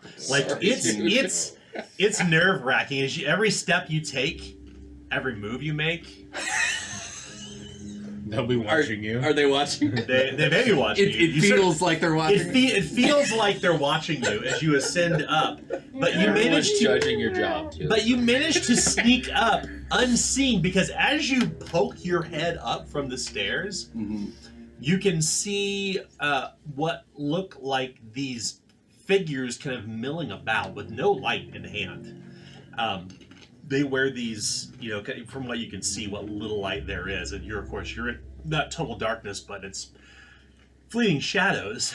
You can see that they're wearing these heavy gray cloaks, these that kind of dangle over their head and their bodies, and they dust the ground. You can see that they look like weather cloaks that have been dragging behind them, like big voluminous cloaks that seem to enshroud their entire body. But they're kind of like slowly kind of walking, shuffling around in a circle, these four, and their heads are kind of bowed and their hands are folded together. They're murmuring a prayer of penitence. Gotcha. These are not the damned then. Well, That's repetitive actions over and over again. it's a chant, right? Which is a rote memory thing. If you're doing what you did in life. Is there any way I can tell if they are like living, and these voices are like, for instance, not just like the exact same monotone thing? There is an actual, like, how they move, how they sound is living and not damned. Roll an arduous scrutinized test. An arduous scrutinized test. Got it. Sorry. Oh wait, no, I ignore that skill rank because I am on the next level. Next level. I was just saying, fresh rank. Okay. Just keeps going. It's never going away, is it? The arduous is a bit of a rough one, but that's fine. 22. 21. That is awesome. Got it. Well, you don't smell lilacs or rotting autumn at all from them. Okay, so these are going to be the death priests then, and they are doing a chant. They're doing a penitent prayer. Would I be able to kind of figure out if that is like still to the custodian, or if like it's a traditional prayer that they have now modified for whatever this splinter? Oh, it's going folklore. I do. It's a traditional prayer. Okay. Not to the count. Nobody worships the custodian to be greater. Okay. They worship either the martyr, the steward, or the learned, or the covenant of Gotcha. gods. Yeah, It's a prayer to the covenant. Okay. it to is a prayer worship to the government. custodian directly is odd. Okay, and it's not modified. This is like the normal traditional thing. Okay. It's So something you would. priests of the covenant or of the custodian are the ones who run graveyards. Gotcha. Okay, so covenant. Okay, gotcha. Okay. That's really their normal job. They're praying from this vantage point, and I know I don't have a torch. Can I see anything else like above me? Does it continue to go up? Well, would be the question. the stairs seem to terminate here. Okay, so And this as is, you kind of like are looking over the top of the stairs like this, like almost belly first, like on your hands and knees on the stair, you can see across the way, cattywampus to where you're at. The stairwell continues to zigzag up on the opposite side. Okay. The interior of this place, like the balustrade that keeps you from falling from the center, is intact. But there seems to be like some old barrels here, perhaps storage. Things were stored along the walkway here and there. Mm-hmm. And then, of course, looking above, you can see there's cinders still falling from above, somewhere in the darkness above. Okay. I think that's probably all the information I'm going to get out of here for this moment. So I'm going to go ahead and just creep, back down the stairs. The hackles on the back of your neck have risen as you suffered all that stress. Yeah, that was very. You come back down. I was able to ignore one, but you got past my second threshold for the peril, so I was like, all right, going back down. Don't you have a talent that allows you to reduce? Yeah, that's right. Impervious mind. Yeah, Impervious but mind, yeah. my second threshold 16. You rolled 17, so Yeah, it still counted. Yeah. You have a high peril threshold. I do. It's the best peril threshold in the game. I'm a player character, so please. So you come back down. Yeah, And and join the others. relay this information as quietly as I possibly can. They're up above. All right, so there's these four huge dudes. No, so yeah. Yeah. So he tells you what I told you. Okay. Interpret Clovis, it accordingly. as I motion towards the brass armored corpse, have at it. I know you wanted to. I just keep thinking about those spider things. That's fair. Maybe we could go amongst those barrels that they have when they're not looking. Still through it that way. I think we just go. Don't you want to talk to these people? Didn't you want to knock this? From what I thing could tell, over? they Oh, I have definitely like will. weapons in their hands. We'll right? do That's it. what we can. Prayer. Let's do it. Completely enshrouded in gray Yeah. clothes, hoods and all. So no idea if they're actually armed and armored here. Yeah. Literally enshrouded. I mean, Yeah. their entire body is covered in a I will assist you. Sweeping clothes. yeah, Okay. a bat. One of those blankets called like the blanket robes. Yeah. Not quite like that, but The brobes or something. Yeah. Well, there's no getting by these people without them seeing Sweating us. Snuggies. Let the chips fall where they Yes, may. Extra, extra large snuggies. Let the chips fall where they may. Let's just head on up and see what happens. All right. I'm he's in. gonna lead the way. Toma's order alignment is curiosity, so he kind of just YOLOs a lot of things. Yep. Do we wish to? I'm like, yeah. Do we wish to intimidate them or throw them off their guard?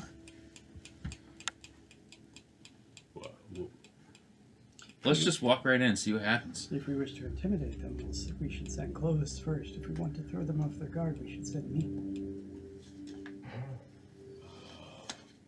I get what she's saying finally. Sorry, that was a little slow on what you were saying there. How about I go first?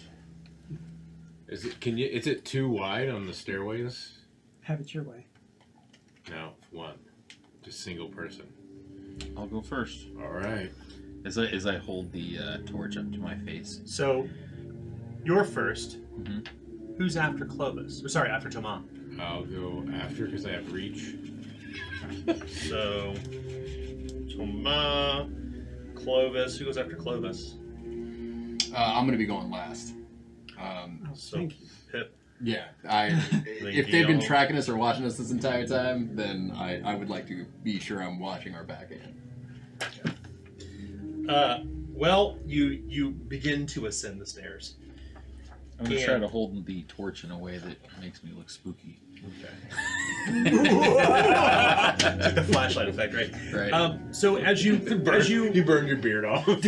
that's right. As you ascend, you emerge onto the stairwell, and right as you come up, you don't see anyone. All you can see is just barrels, kind of along the way, along the walkway.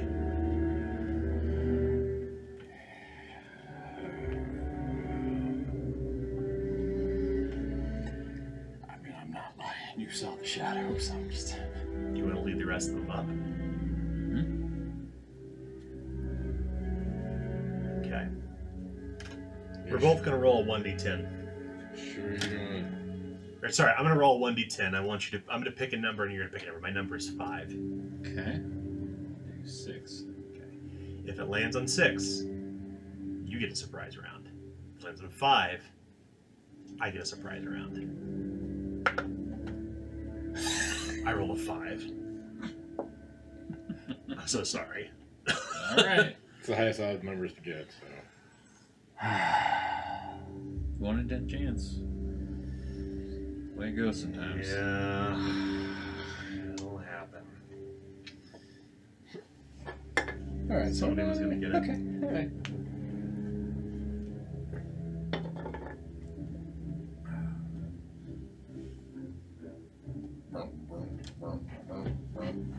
So, as you all ascend the stairs. Nice!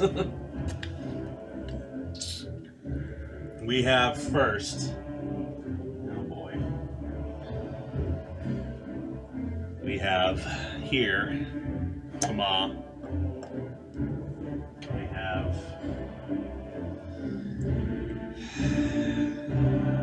a Zweihander character, but we'll put him. We'll put one here.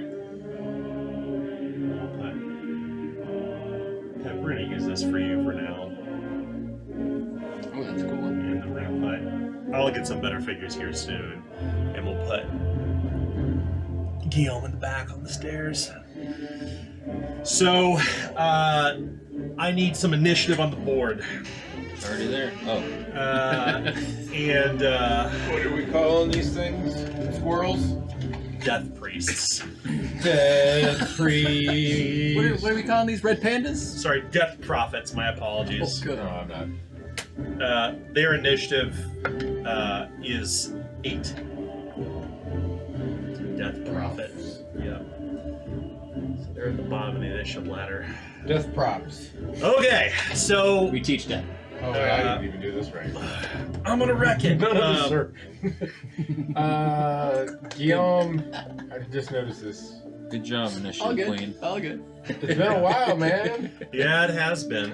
It's been very You guys long. are both 12s. Mm-hmm. I'm just leaving it that way. Sure. Okay. So I before don't care. Sounds One of good. you guys seem to care, so. before you can really even notice what happens, I need. Oh boy. I need a Zweihander revised core rulebook. The problem is that I need to go get one real quick. Core book? And I am no longer surprised and I take my turn instead. Oh, cool. So what's Danger Sensei? Be very specific. When you would be surprised, Yep. spend a fortune point and you take your turn instead. Okay, cool. Tama, your turn. That's So badass. you probably should have declared Wow, that alright, at the I'm beginning unclenched. after you were infected by Adelcup. So I didn't know until you just told me. you knew it was a surprise turn because we just rolled for it. Okay. So we're gonna get you, allow you to do this. Just be aware in the future that if you are surprised, that you need to be Sorry, sure I to do just it. like That's I okay. just now realized. That's oh okay. yeah, I had that trait. So Oh, wait, and I didn't- Toma, I can't be surprised either. because why? I have light sleeper. That's when you're sleeping. Oh. Cannot be surprised or helpless. Okay, maybe. I think you might want to double check that. Alright. I'm pretty sure It's not gonna be in there. It's gonna be in Alright. we no should hand worries. them just one of those Lion Horizon We're good. books. We're good. I think I'm pretty sure it is when you're Yeah, sleeping. it is. So makes all this- it Tama, only makes what do sense. you want to do? The name makes sense. You look around and you can see these figures, 4 of them, wearing gray robes, I'm and gonna go sleep. one of them kind of picks up along the far away That across Adelcup thing's not pretty good. across the interior of this place, right here. He is producing, or they are producing, like a perfect round mirror in their hand, and the others are kind of doing other things. So is this like completely blocked or is this something I can It appears that there are barrels there. You'd have to clamber over them. So is this like going up around? This or, is this. So if or you just look, the open yeah. So if area? you're looking, if you're looking at the map here, this is where you could possibly walk. The area in between is completely open, and it's supported by the balustrade that kind of wraps around the inside of this place. Oh, okay. So there's like a handrail. Yeah, there's a handrail on this. on all inner sides on the edge. inside. That's Okay. right.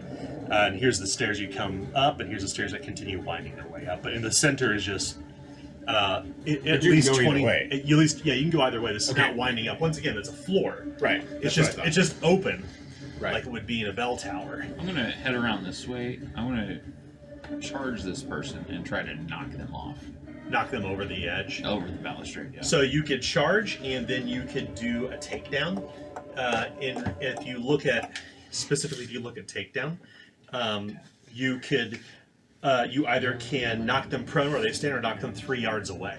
3 yards. So let's see. So you can't knock them over the balustrade like that. You need to be on the other side. Okay, so here. Yes. Okay, So I'll do how that. far can you actually get that far? I with your can. hustle? Yeah, I have a movement's 9. I Sweet. start here. 1, 2, 3, 4, 5, 6, Good 7, movement. 8, 9. Nice, perfect. So you begin to run forward. Do you have anything in hand? Yeah, I have my flanged mace Nice. and a Okay. torch. Okay. So athletics or coordination, your choice. Let's see here. As you rush forward. I'm gonna do coordination. I've kind of caught him off guard, so I'm kind of thinking. Okay, fair enough.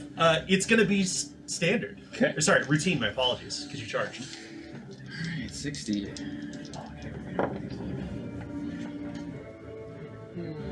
Okay. Critical failure. Oh no! Way to start off the combat. Rough. Oh, I really hope you don't follow me. Well, so when you critically fail a takedown, you suffer physical peril. Okay. So as you rush forward, you slip over your own feet and you kind of begin to shove into him, and then you kind of come to the edge and kind of weave back and forth, and then you kind of fall down hard and you strike your head. Like, you don't fall with your arms out, you just hit the back of your head on the ground.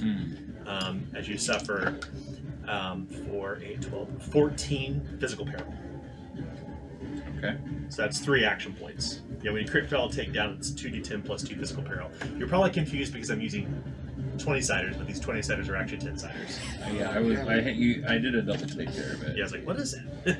I love these things. These are amazing. I've seen They them roll so much better than normal 10-siders. I'm now Really? in love with them. Yeah, they're 10-sided dice. Can I see one? Here, I'll give you. Yeah, you take a look at them. I just want to look at one. Yeah, That's by kind all means. Here, you can have one. Yeah. So it's like a 20-sider, but it's got all the numbers. Ranges 1 through 10. Yeah. I'm going to spend a fortune point That's kind of genius. and attempt again. Attempt to play again. You're on To the knock, ground. to knock, oh, I'm on the ground? Oh, sorry, no. My apologies. You're not on the ground. You're not on the ground. Sorry. Okay, You're not. I'll attempt to push him over again. Okay. Your chances this time will be standard. Okay. You come to the edge and you grab a hold of the thing's shoulders. Okay. You aren't these weird? That's really weird, but I Yeah. like it. Success. Nice. Okay.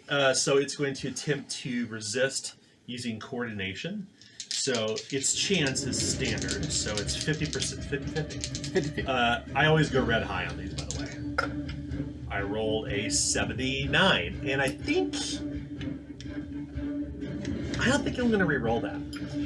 So you come to the edge, and you grab a hold of one of these death prophets, and you take them, and shove them off the edge, and you see the gray cloth kind of return around, and you hear this thud down into the darkness. Yes. I mean, that's a cool moment. Like, I'm not going to ruin that with a reroll. Oh, that's nice. Yeah, I'm not going to ruin that. That's a good one.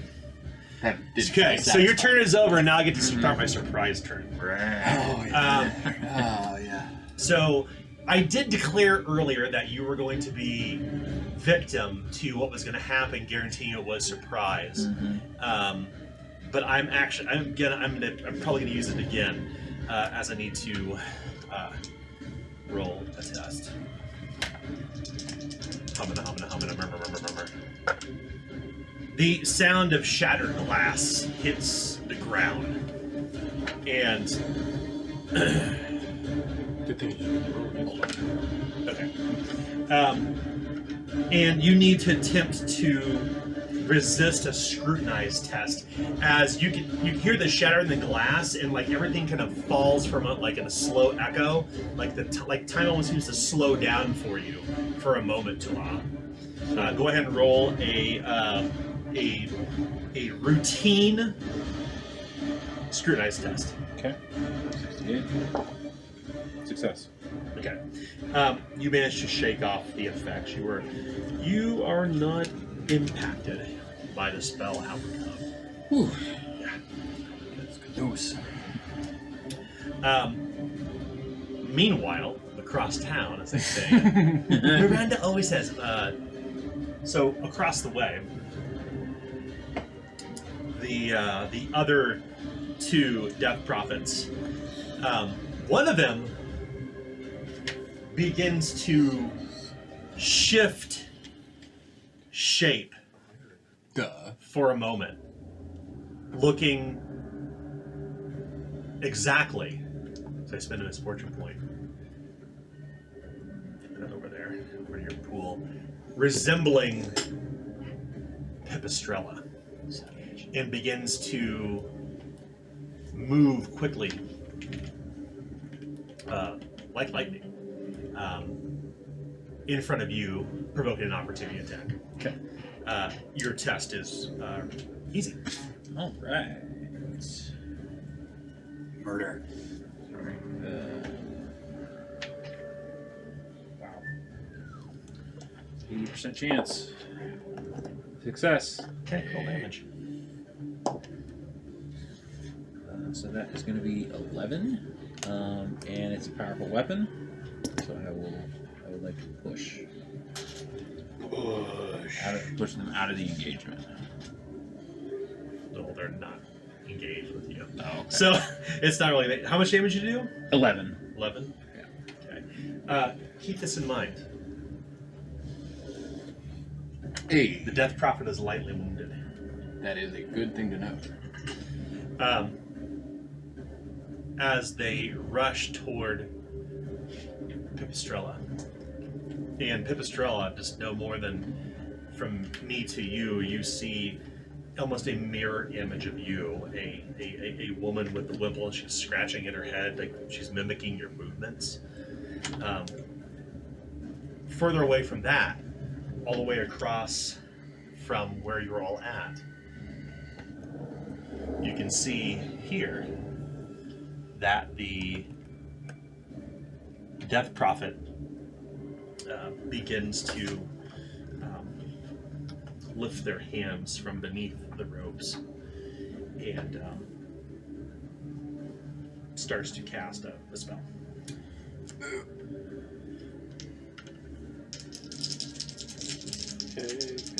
Break down. Throwing the priest up the third floor. Crunch.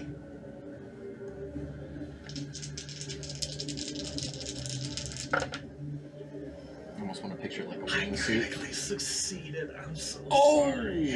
yes, he did. So, oh boy.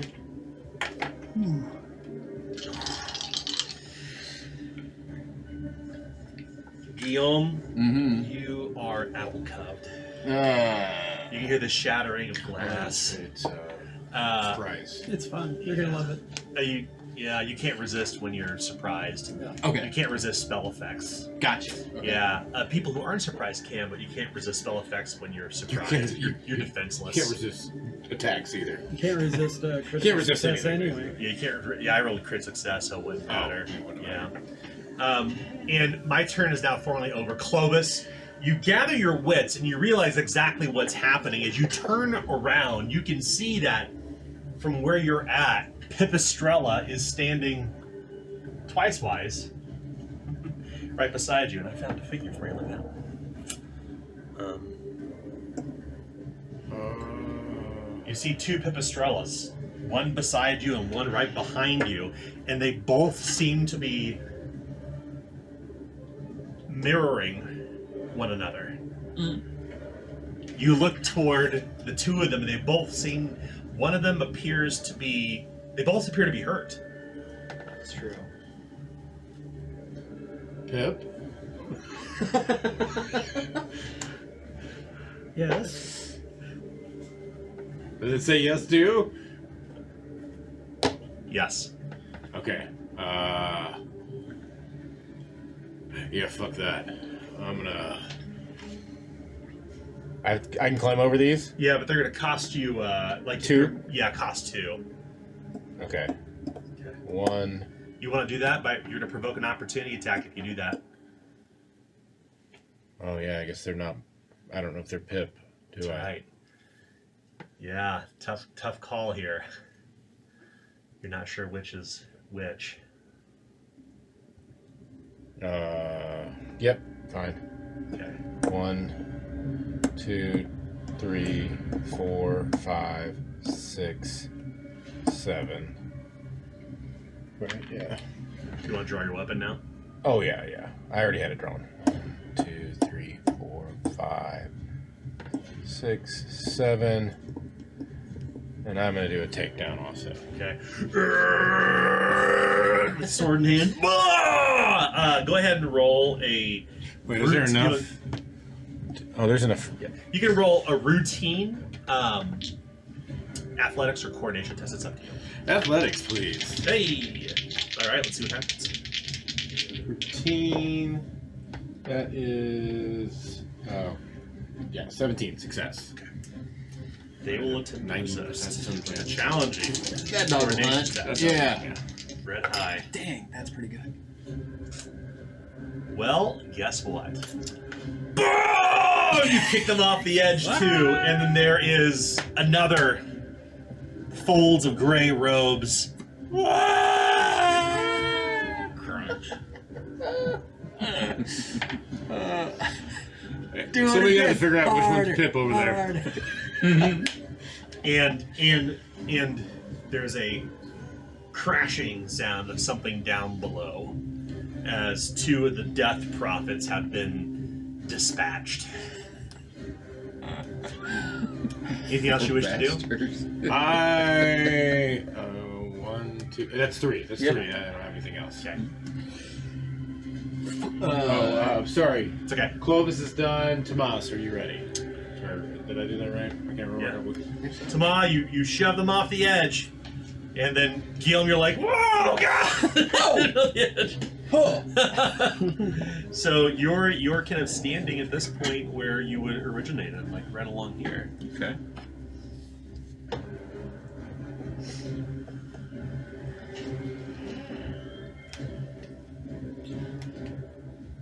You're looking to determine whether or not you can get as I far. want to see how far away he is. Yeah. Treat those stairs as 1 yard, by the way. Okay, so I can actually make it with a And charge. here's if you want to do that. Look. Nice. Boom, sticky tack. I'm gonna charge. Okay. Make a TikTok about it. Yeah, so So you're charging 1, 2, around 3, the inside of the bell tower. 5, 6, 7, 8, 9, 10, 11, 12, 13, 14, 15, 16, So 17. I should clarify something, and I didn't say this earlier, but you can't charge over hard terrain. So okay. yeah, you I can't- didn't charge. Yeah, I'll just do yeah, it. just, I'll yeah, move- just to be clear, I'll do a move. it's a Or hustle. hustle. Okay, So yeah. I won't get the charge bonus, but I do want to attack him. You will not get the charge bonus, but I That's what he won't. said. I said That's I right. won't get the That's charge That's bonus, right. but I want to move or hustle. okay, hustle. yeah, you can absolutely do that. And then what do you want to do when you get to terminate your movement? Once I get to the end, Yeah, I just want to do a standard attack. so a melee attack. Yeah, Okay, what are you using? flanged mace. Okay, you raise your flanged mace, and oh, we actually have a figure for that. No wonder. This is why I was confused. I'm like, wait a second. I thought the flanged mace is actually the figure is yours. That's the Toma figure. It's a heavy one too. Turns out the figure was yours all along. Go figure. The friends you made along the way. That's right. Look at that. I'm on Nova. I'm not gonna fall. Okay. Your chance to strike is challenging All right. because they are on higher ground. The death prophets are on higher ground. Yeah. All right. So challenging martial melee for me is going to be a 50% chance to succeed. And I rolled a 55. That's a critical failure. Okay. Serious? Wow. That's 2. All right. So when you critically Right, fail dude. with a melee attack, Switching places. Yeah. you're immediately disarmed as you swing the weapon. You kind of overswing, and it goes clink, clink, clink, clink, just outside of easy reach. So we will put you disarm yourself essentially. I should really make you roll Saw a that d6 hustling. to see if it falls off the edge. It's only fair. It'll be 1 on a 6. And I won't spend fortune points to turn into a I can't. I rolled 4. Okay, that's good. So we'll assume you kind of throw it. It's just outside of easy reach, so it's going to be behind the death prophet, and you hear this rattling of a chain and wood, and then from beneath the hood, like it's just pure darkness. You can't see its face. You hear this. They make an opportunity attack when you miss striking them.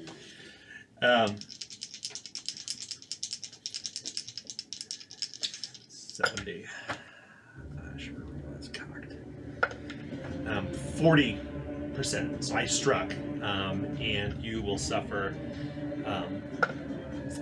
7 damage. Okay. As you're struck by a threshing flail. And you notice that underneath your feet, there's all this broken bits of mirror where it had fallen to the ground. Anything else you wish to do? No, I'm still unharmed. I'm good. Okay. All right, Guillaume, you're up. So you're alcuffed. You At the Yes. start of your turn, roll 1d6 chaos die. 2. Okay. You lose 2 action points on this turn. You have 1 AP you can use. You seem to be confused about the situation, not sure how you're trying to collect yourself. Like, it's all very, very confusing what's happening. Like, it's happening very fast, but you can feel like your mind is kind of fuzzy. Like you're waking up from like a bad hangover. It's just nothing more frustrating to Guillaume. Now, that keep in feeling. mind that you only get 1 action point this turn, but you can spend fortune points to gain more. Yes. So I just had a really quick rule clarification. Yeah, of course. The Addle Cuff might actually also add on to this. Because it was a surprise round whenever that one Death Prophet became the clone of Pip. In the surprise round, I wouldn't be able to notice that transformation. No, all you can see from where you're at are 2 Pipistrellas in varying degrees of harm. Gotcha. Yeah, one is moderately wounded, one is lightly wounded. That is correct. And that's That what is I'm correct. seeing. Yeah. And I have... And remember, you always know each other's and your enemy's damage condition. Right. You hear one of them say, "Get away from us!" And that's oh man. Tell you what, this is what I'm gonna do. As he readies his bullwhip and has like seen all of this, I'm just gonna roll 1d6 as Guillaume's trying to do this. So 1 through 3 is gonna be right hand side. 4 through 6 is gonna be left hand. yeah. It is a 5, so I'm going after Pip. The real Pip. The real Pip. Yes. Okay, just out of curiosity, do you have reach on your bullwhip? Yeah, it has Okay. reach. It does have the reach quality. That's right, so he is. Yep, engaged or 1 yard. So the Simon Belmont Castlevania up. Just going. Ha, ha, ha. All right, roll the strike. It's going to be challenging because you are on lower ground. And I'm also ignoring 1 skill ranks. Oh no! So if you're down here, Guillaume, you're whipping unfortunately toward Pipistrella. Challenging combat. Okay, so 44. What'd you roll? Critical success. Oh no! You whipped and you nay-nay. So you would 33. You got I your rolled a 33. Whip, you got your nay-nay. It's like, okay. So the great thing is that they can't parry it. So we're gonna treat it as if, because typically with a critical success with a melee attack, you add additional d6 fury die to damage. I'm gonna simply say though that since Pipistrella couldn't normally parry it, they can't resist whatever you choose to do. Takedown or chokehold. Yeah, it's good. I think it's a fair call. I was planning on takedown. Okay. plan. Takedown as in move them 3 yards, or takedown as in take them off their feet. Takedown as in push them away 3 yards. Or So as much as I can. you could push them back against the wall, or you Yeah. can bring them toward you. Push them back. Okay. All Because right. all of this makes no sense, and now I'm super addled, so it's even worse. All right. So yeah. Away. So Pip, Away, you're kind of please. essentially you're pushed backward, and that's it. Because once again, takedown either knocks them prone or pulls or pushes them 3 yards. So you could like whip somebody and pull them toward you, or you whip somebody and like get them to fall backward. You can't move them cattywampus like sideways. We would assume that it would be in a cardinal direction from where you're standing. Just for It's not Kingdom Yeah, it's Death where you like- get I you hit a wall and you go that way. right. Yeah, it looks like the spinning top thing that Guillaume did to one of the does ring. It's right during the And combat. then you just hear one of them say, "Duck, trust me." Wait, no, that's literally it. Yeah. Like just whipping at Pip's feet. so Anything she, else like, you wish trips to and do, backs up. Guillaume? Nope. That is my turn. Pipistrella, it is your turn. What do you want to do, Pip?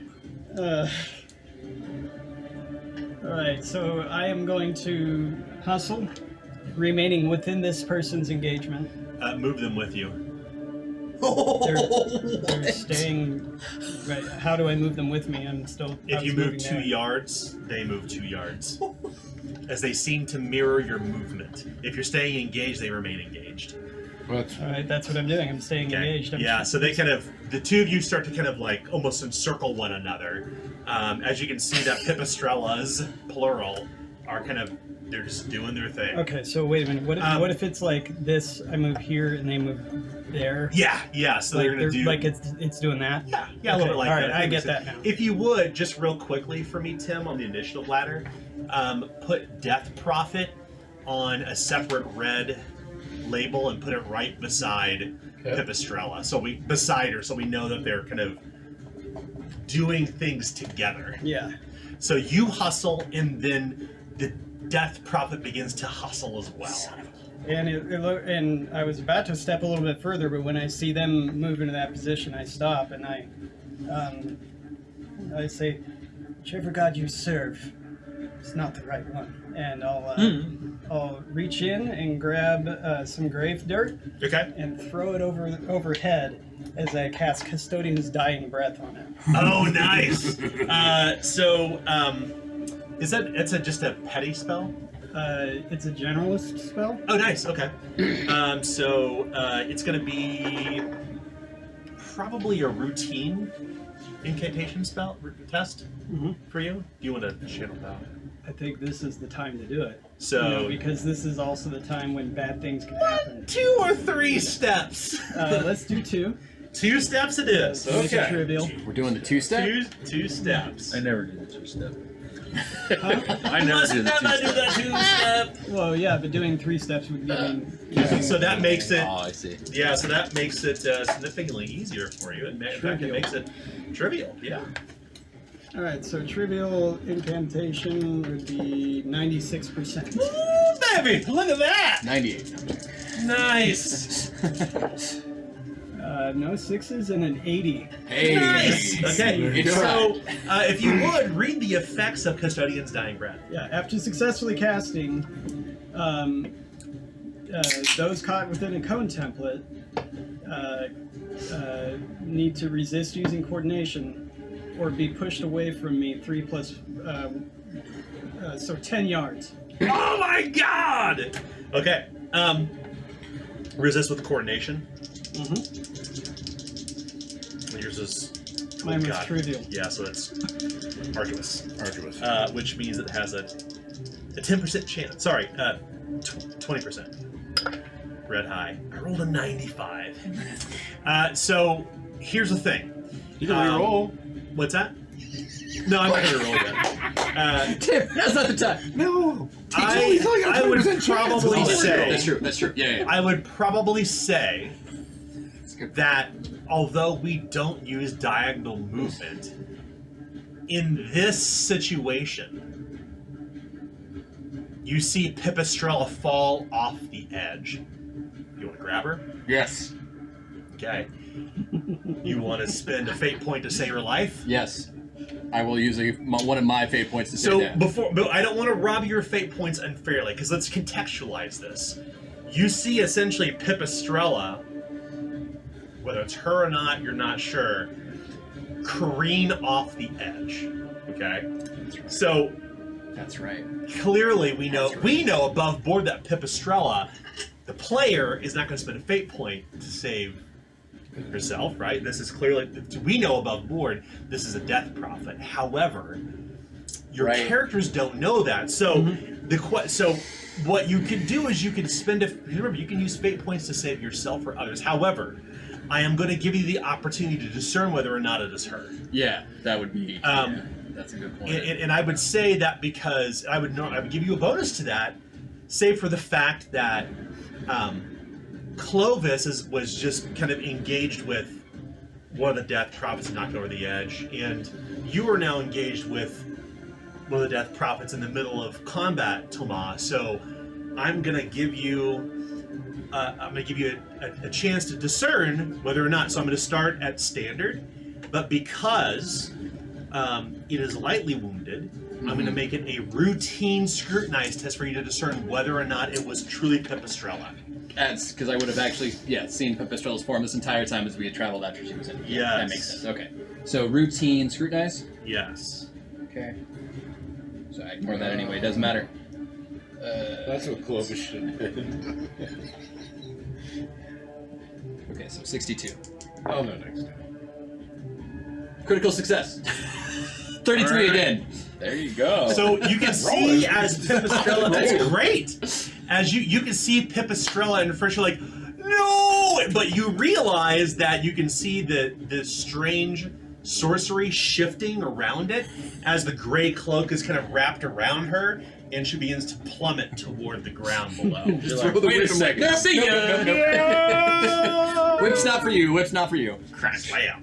Whip was for, well, the other one that I And with that, We're just throwing these. the third death prophet It's so cool. has been killed or has been whatever. We don't know. We don't know what Whooshed happened. We don't away. know. Whooshed away over the edge. About a To be clear, 22-yard drop. 22 yards down. So that's for damage. lot. If you wanted to determine what the damage was, if you want other mechanics, every yard is 1 damage plus 1d10. So it's 1d10 plus 21 damage.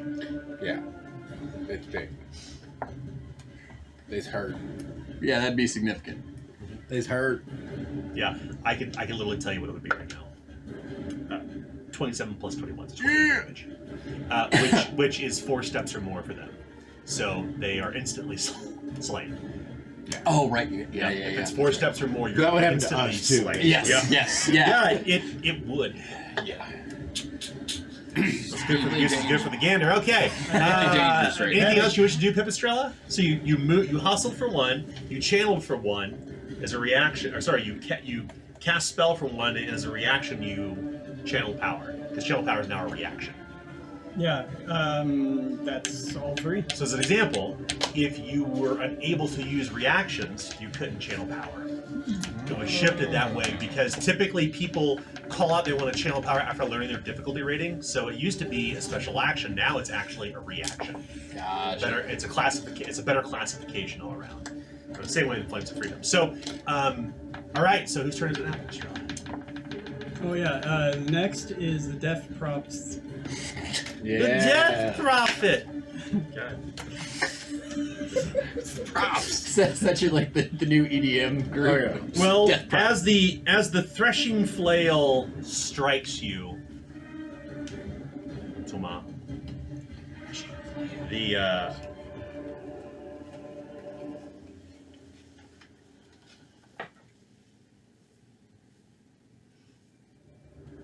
it produces another mirror in front of it, raising it before you and whispers, "Suffer." And it drops the mirror, you're just in front of your feet. As time begins to slow for a moment, it's going to cast and shield power. Channel lots of power. Yeah, not a whole lot, but enough.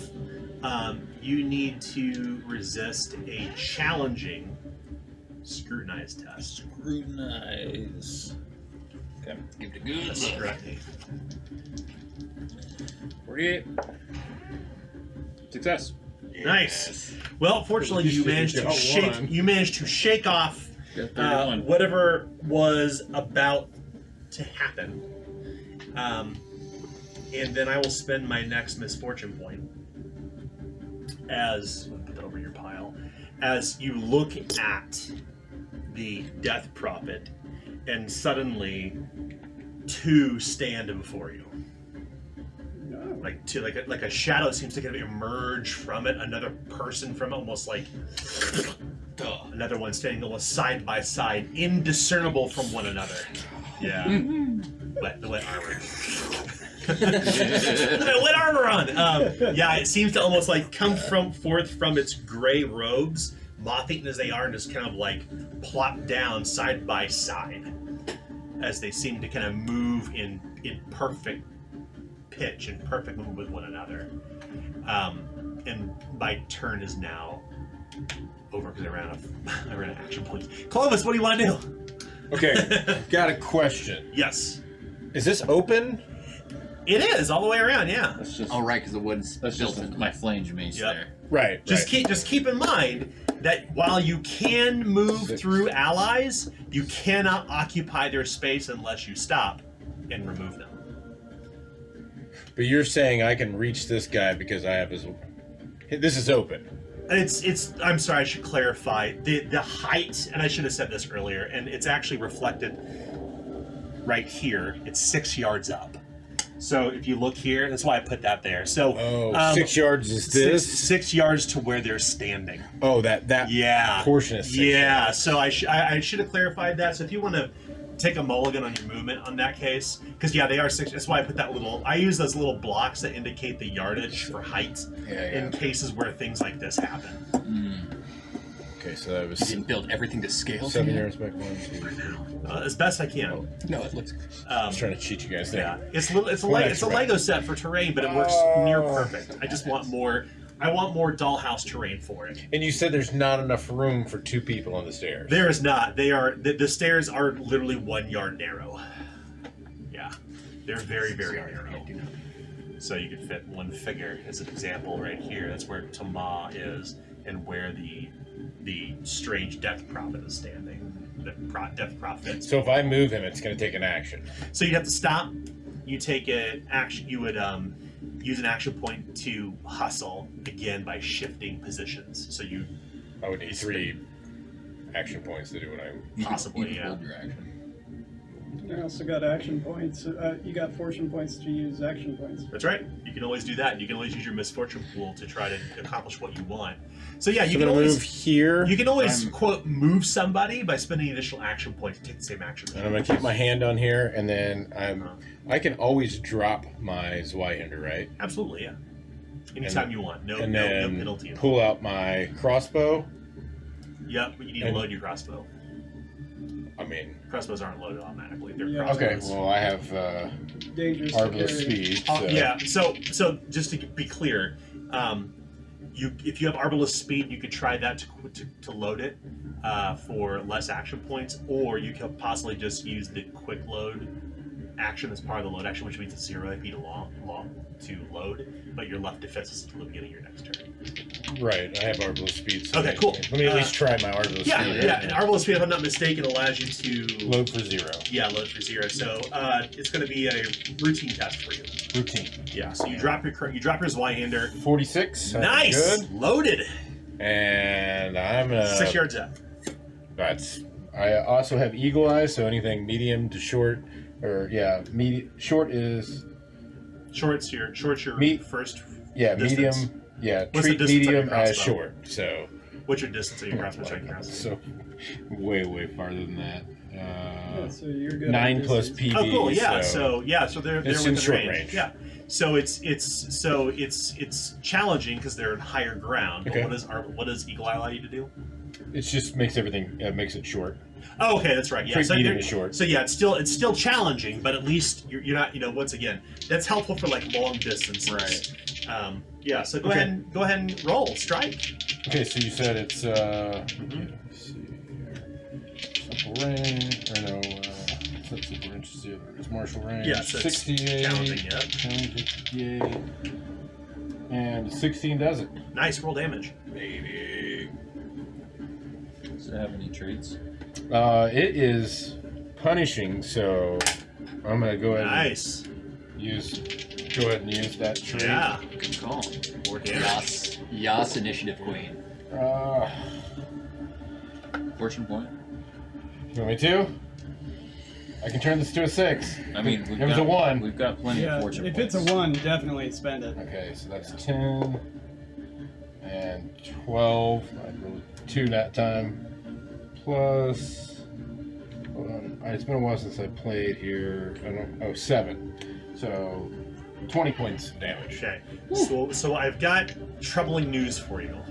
You don't know whether you hit the real Death Prophet or you hit the weird simulacrum that exists in real space. So you need to make a challenging scrutinize test to see whether or not you hit it or the mirrored simulacrum. Challenging scrutiny, so I have a 61% chance for that. So 51. And yeah, I'm good. Perfect. 29. Okay. If you would have missed, it would have struck the simulacrum, but that doesn't go away after being hit. Oh. Yeah, it's not a mirror image spell. It exists.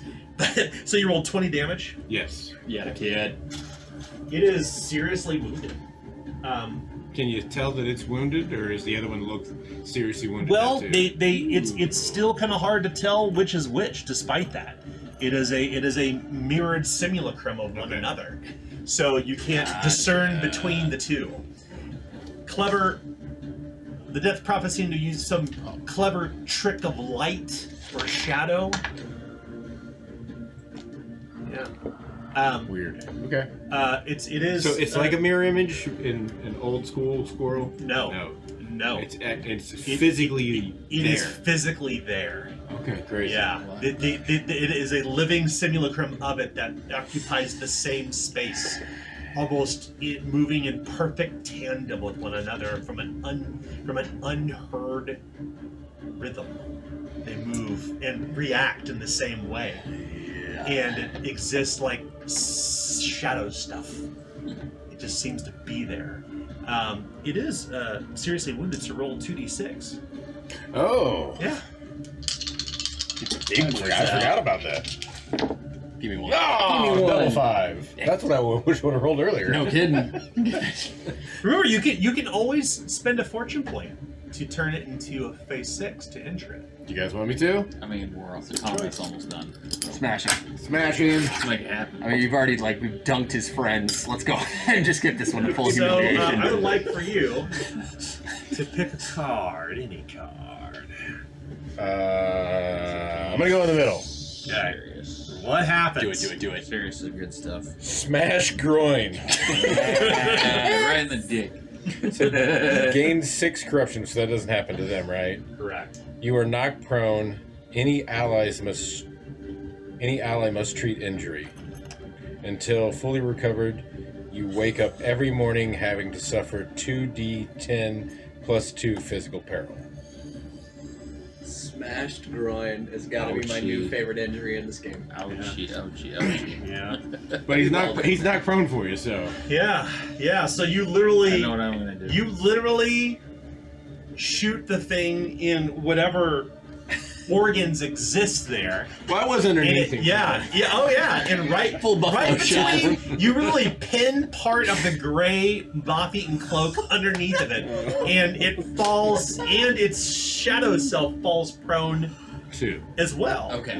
Yeah, Okay. that makes sense. Yeah, so it's not something that's going to be debilitating in combat, but the advantage is that it is not prone. That's what I was. So, which brings anything else you wish to do? No, that is all of my actions plus 2 additional. So. So Tomas' turn. Come on. All right, so I still have that torch in my hand. Sure do. I'm gonna whack him with the torch. In your offhand. Do you want to switch hands? Yeah, at the beginning of the round, I can switch. Yes. Yeah. Okay, Whack. so you, you get the torch in hand. So you can make a strike. Okay. Just a melee attack is all you want to do. Yeah. Okay. It's going to be routine because they're on the ground. Okay. And this is simple melee. Let's see here. 71. Are you fucking kidding me? Did you roll a critical I failure? rolled a 99. Holy shit! That's the third crit. That's 3 of this- crits in a row. That's of in a this row. We battle. determined the chances of that. It's 1,000. We determined this the other day. With the It chances. depends on the character in this case. Oh my! Oh, it's true. That was on a D10. That's right. It's on a D10. So 3 crits in a row. So the torch goes flying and snuffs out. It's gonna have to snuff out. Ah. At least we got one torch. As the only We're really light. far away. Yeah, the only light, and it's 11 yards of perfect light. The problem is Still kind is of that you're now on the same plane Yeah, with I'm still everybody kind else. So all of you are now in, we'll call it fleeting shadows. So when you're in fleeting shadows, you cannot lend assist dice to one another. Furthermore, you flip to fail all perception-based skill tests. The only person who doesn't suffer that is you. Because you have. So anyone on got this light. plane, like That's what happened to be me clear, volunteer. anyone who's actually along the walkway inside the bell tower is in fleeting shadows until he comes to the top, and then if you count out, to be clear, if you count it out, We're it's still like being fleeting. 1, 2, 3, 4, 5, 6, 7, 8, 9, 10. No, you won't be Oh, because okay. we're counting the best distance for you. So Okay. Well, actually, I think you actually are Yeah, right. 'cause it's You still still- be in fleeting shadows unless he closes the distance. So, so all right. So, We can see how many actual AP you get. so Tama, you lose your torch. I'm still Mark it out. off your sheet. I'm still out. Whose torch was that? Mine. Okay. Yeah. So I already marked it off. We'll I assume. put 8 down. We'll assume that torch It was is gonna probably burn. bounces off the wall and falls down. It's gone. It's gone. It's gone. I mean, let's. It's just part of these still falling embers in Yeah, the we center. won't We're not be even petty gonna roll about for it. it. I wouldn't be petty about it with a weapon, but with a torch, it's gone. Yeah. Yeah. So, what do you want to do next? So It's I'm still on the actually- ground. They are still on the ground. You know what? I'm gonna seize this moment to just walk away and pick up my flange mace. Okay. Just gonna do that. Keep in mind that even when an enemy is prone, they can still make an opportunity. Oh, they attack. can. You Yes. can maneuver.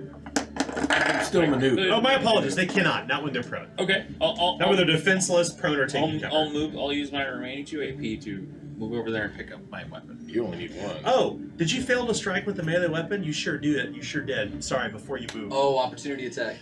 Suffer. You see it. It can't. We're going to assume that it can't use its threshing flail on the ground, but it has an ability called Suffer No Fools. So as you fail to strike it, it'll lunge out with its legs for an opportunity attack. Red high always. Love how That's like 70. cool all these battles were, and then the last one. It's I like, rolled a people just- critical success. Curse on me. Oh my god. My luck is the Tonight's worst. just not your night. The It worst is. luck Well, tonight. you can't parry this in the first place. It Right. wouldn't matter. Curiosity what do killed the your Tomas. worst. 6 plus 6. So it's 12 damage Ooh. as it kicks your heel out from underneath you, and you kind of stumble down the stairs, Yeah. and you feel your leg twist beneath of you. Lightly wounded. Okay. Wow. Yeah, it's brawling damage. That's good. Okay. Yeah. So continue your movement now. Okay. So I will now Yeah, move. Yeah. Now that I'm out of the, well, this doesn't matter. He's still prone. But I'll move over and grab my flange mace with my remaining 8. So you'll move. You'll hustle for 1 and then spend 2 to pick it up.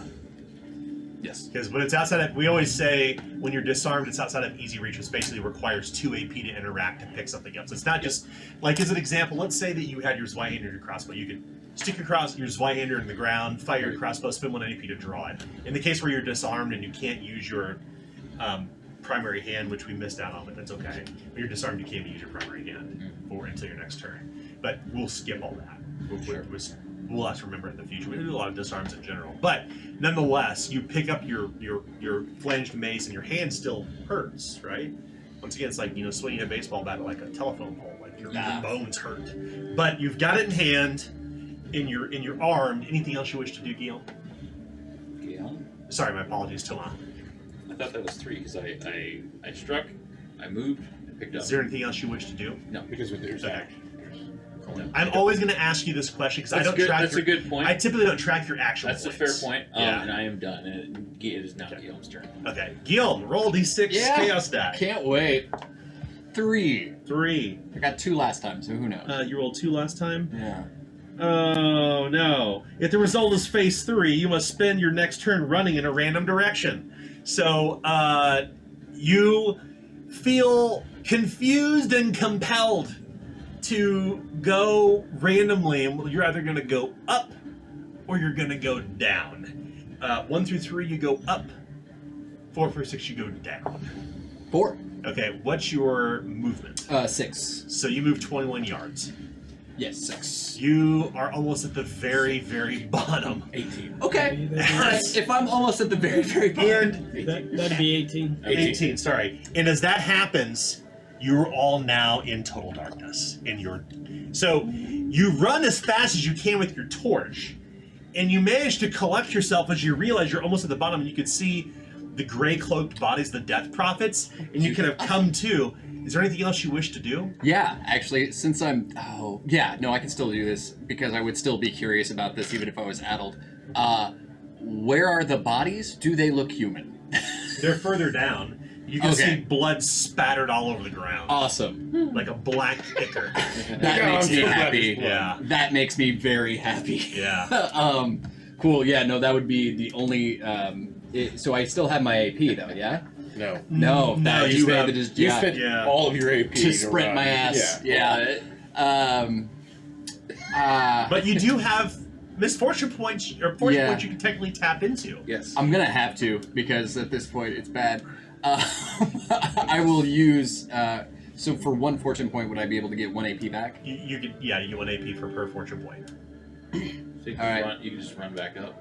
Yeah. Run is 3 AP. Yeah, that's 20 what we're gonna have to You're do. 18 yards away. Yeah, otherwise you're just gonna be in total darkness until the entire next round, and who the hell knows what happens at that Wow. point. That's fine. That's fine. Well, that's table talk. I don't necessarily do that. No, I'm actually gonna use 1 fortune point to start moving my ass back up, but I'm not gonna spend all of them. Okay, I'll take the fortune point to put in my misfortune pool here. Thank you. Anything else you wish to do?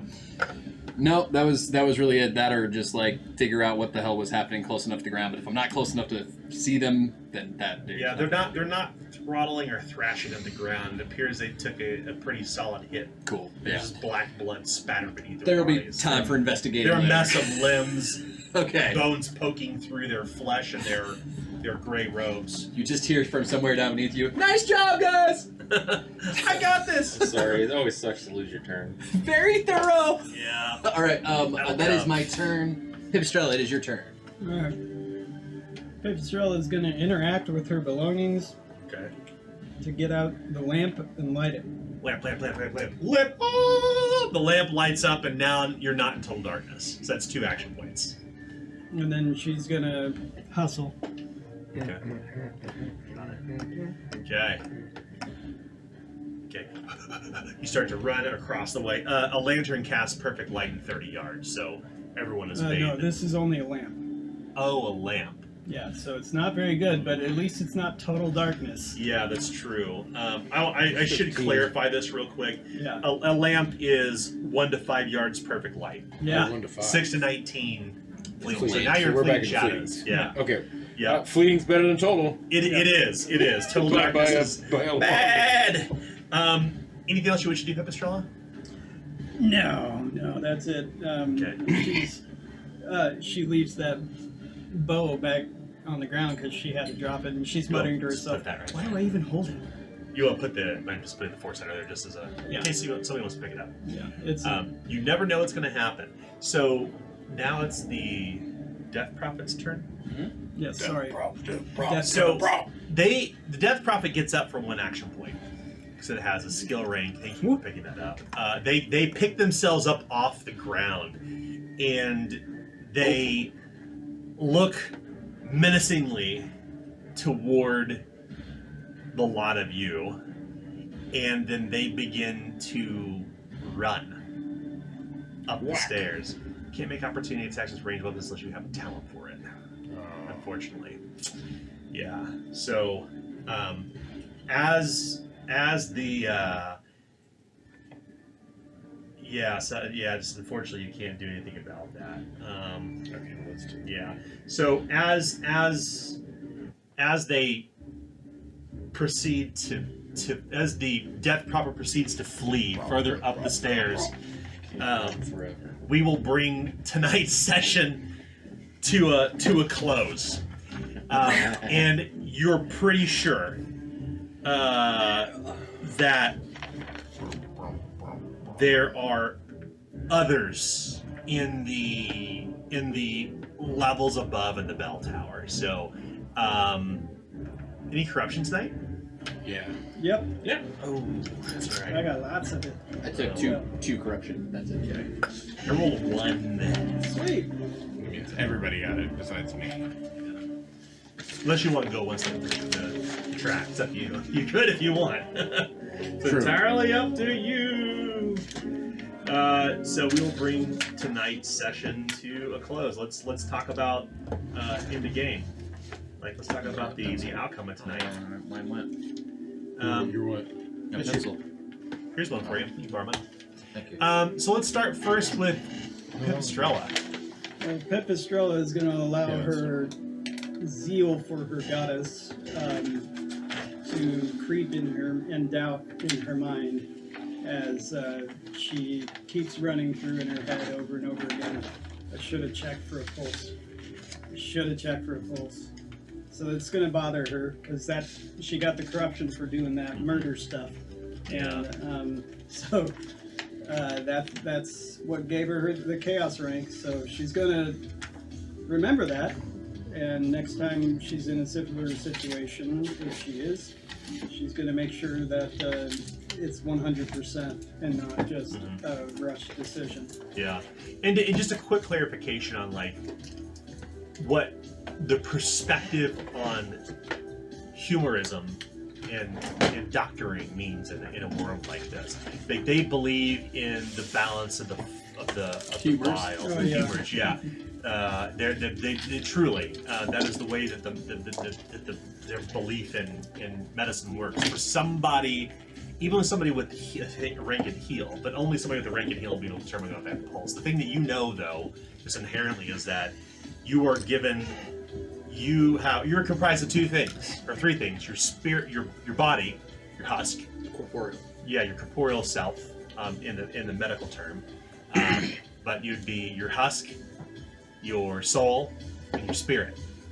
Your spirit is the ether in your body, right? The breath. Everything that they're So in the case of Pipistrella, she would check to see if the husk still has its spirit inside of it, which would also imply that the damned still breathe, because you've seen them breathe with their windpipe, right? speak. Yes, and speak.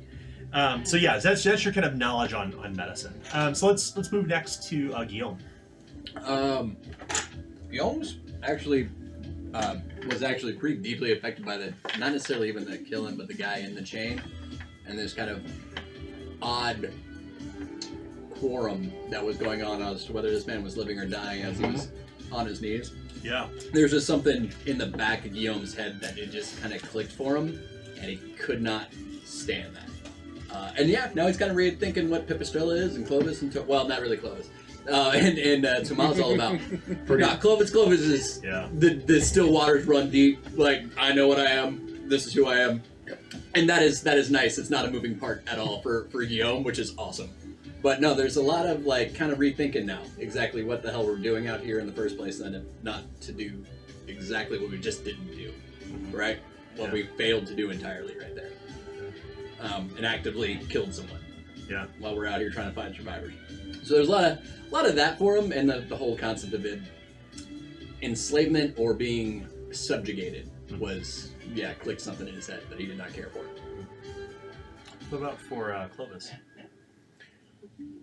Yeah, people die. He's already kind of moved on. But he looks at that as his original intent was to unmask him, and he feels like should have did that because again that's the whole purpose of the strip was to search for survivors. Yeah. But that's why I'm saying, he was alive. We should have trusted him. Let's trust him now. Let's burn this place down. And move on. Yeah.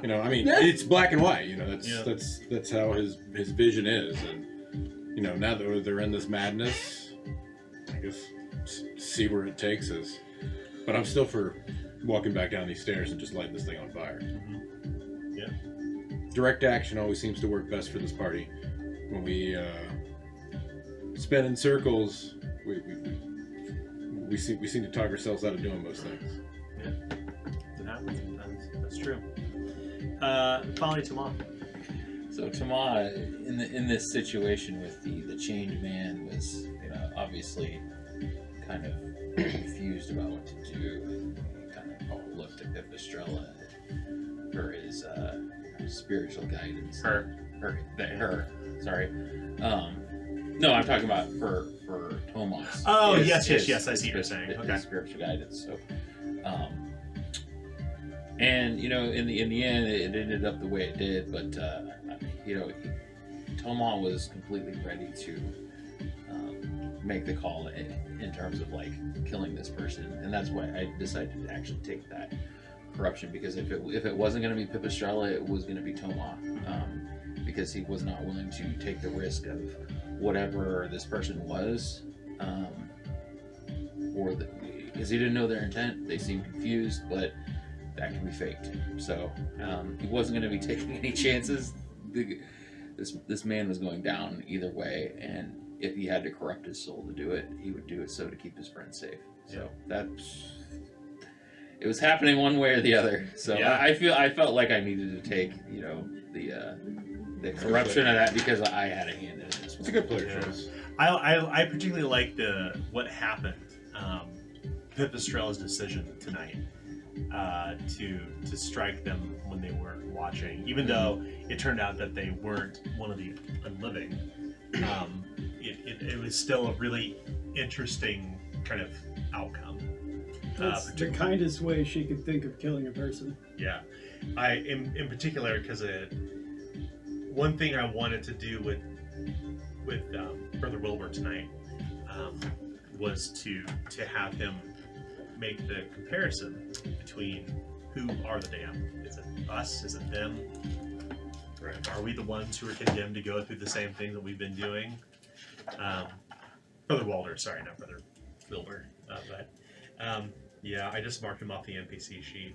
But why would he say that he wasn't eating or drinking? Yeah, it's could be the confusion of the Red Death he was suffering from. Same thing that Simon the Small has been clearly suffering from. But I thought Simon the Small, we were told that he had. He has leprosy. Leprosy. Yeah, but there's more to it. You haven't really pulled that string yet. Yeah. Well, There's more to all the NPCs and there's more right than you were wrong. There's more to the NPCs in this. I guess what I'm saying above where there's more to the NPCs in the settlement than you've kind of explored yet. And that's fine. That's fine. Well, I think all of us have learned. It's at this point we unmask before we. Yeah, I don't think anybody made any wrong decisions. I think these are really interesting things that happen for the story. Yeah. I think it kind of shows like the difference of perspective, and that's the rub, right? Like I can't tell you somebody's unliving, like, and you can't roll a skill test to determine that. I can give you story hints, but you can't roll a skill test to figure out the thing that you, the player, want to know, right? Right. So I have to obfuscate the truth sometimes, and you can read into it however you want. And I was hoping with this in particular to put you in a situation to make a tough choice. I wasn't expecting this person necessarily to stick around, but I did mark them as an NPC. And because they're an AP, you're just thinking of make your honey that you need. We could have put a salt line and then pushed him over. So that's right. I thought about that after. Got you. But yeah. Yeah. I can't go past. But That was my thought. But more specifically, and I think that we've solved this conundrum around that spell. Like, not all supernatural beings are the unliving, and in above board. That is true roundly for everything in Zweihander book. It's not just the things that are the undead. That also are fey beings. Yeah, supernaturals are pretty big. Yeah, elementals, things like that. Like they all kind of fall beneath that banner. But he was just a man that was lost his brain. Kind of. I think he was in the process, perhaps. Well, so He was dying. He was dying. Like he was going to succumb to the Red Death. Right. Yeah. In all honesty, your characters have what, as much as I've told you about the Red Death, is all they know. Right. And you will learn more about it as the game goes on. But the only thing that your characters really know about the Red Death is precisely what I have fed you. Which I did think that was a really interesting point, that it was like the saint was corrupted and then the blood was spilled. It was not this piety and then these Mercadian knights, killed this pious saint. Yeah. This person was saying, oh no, the saint was corrupted and Mercadian knights came. Like, definitely interesting little things. But she was not corrupt.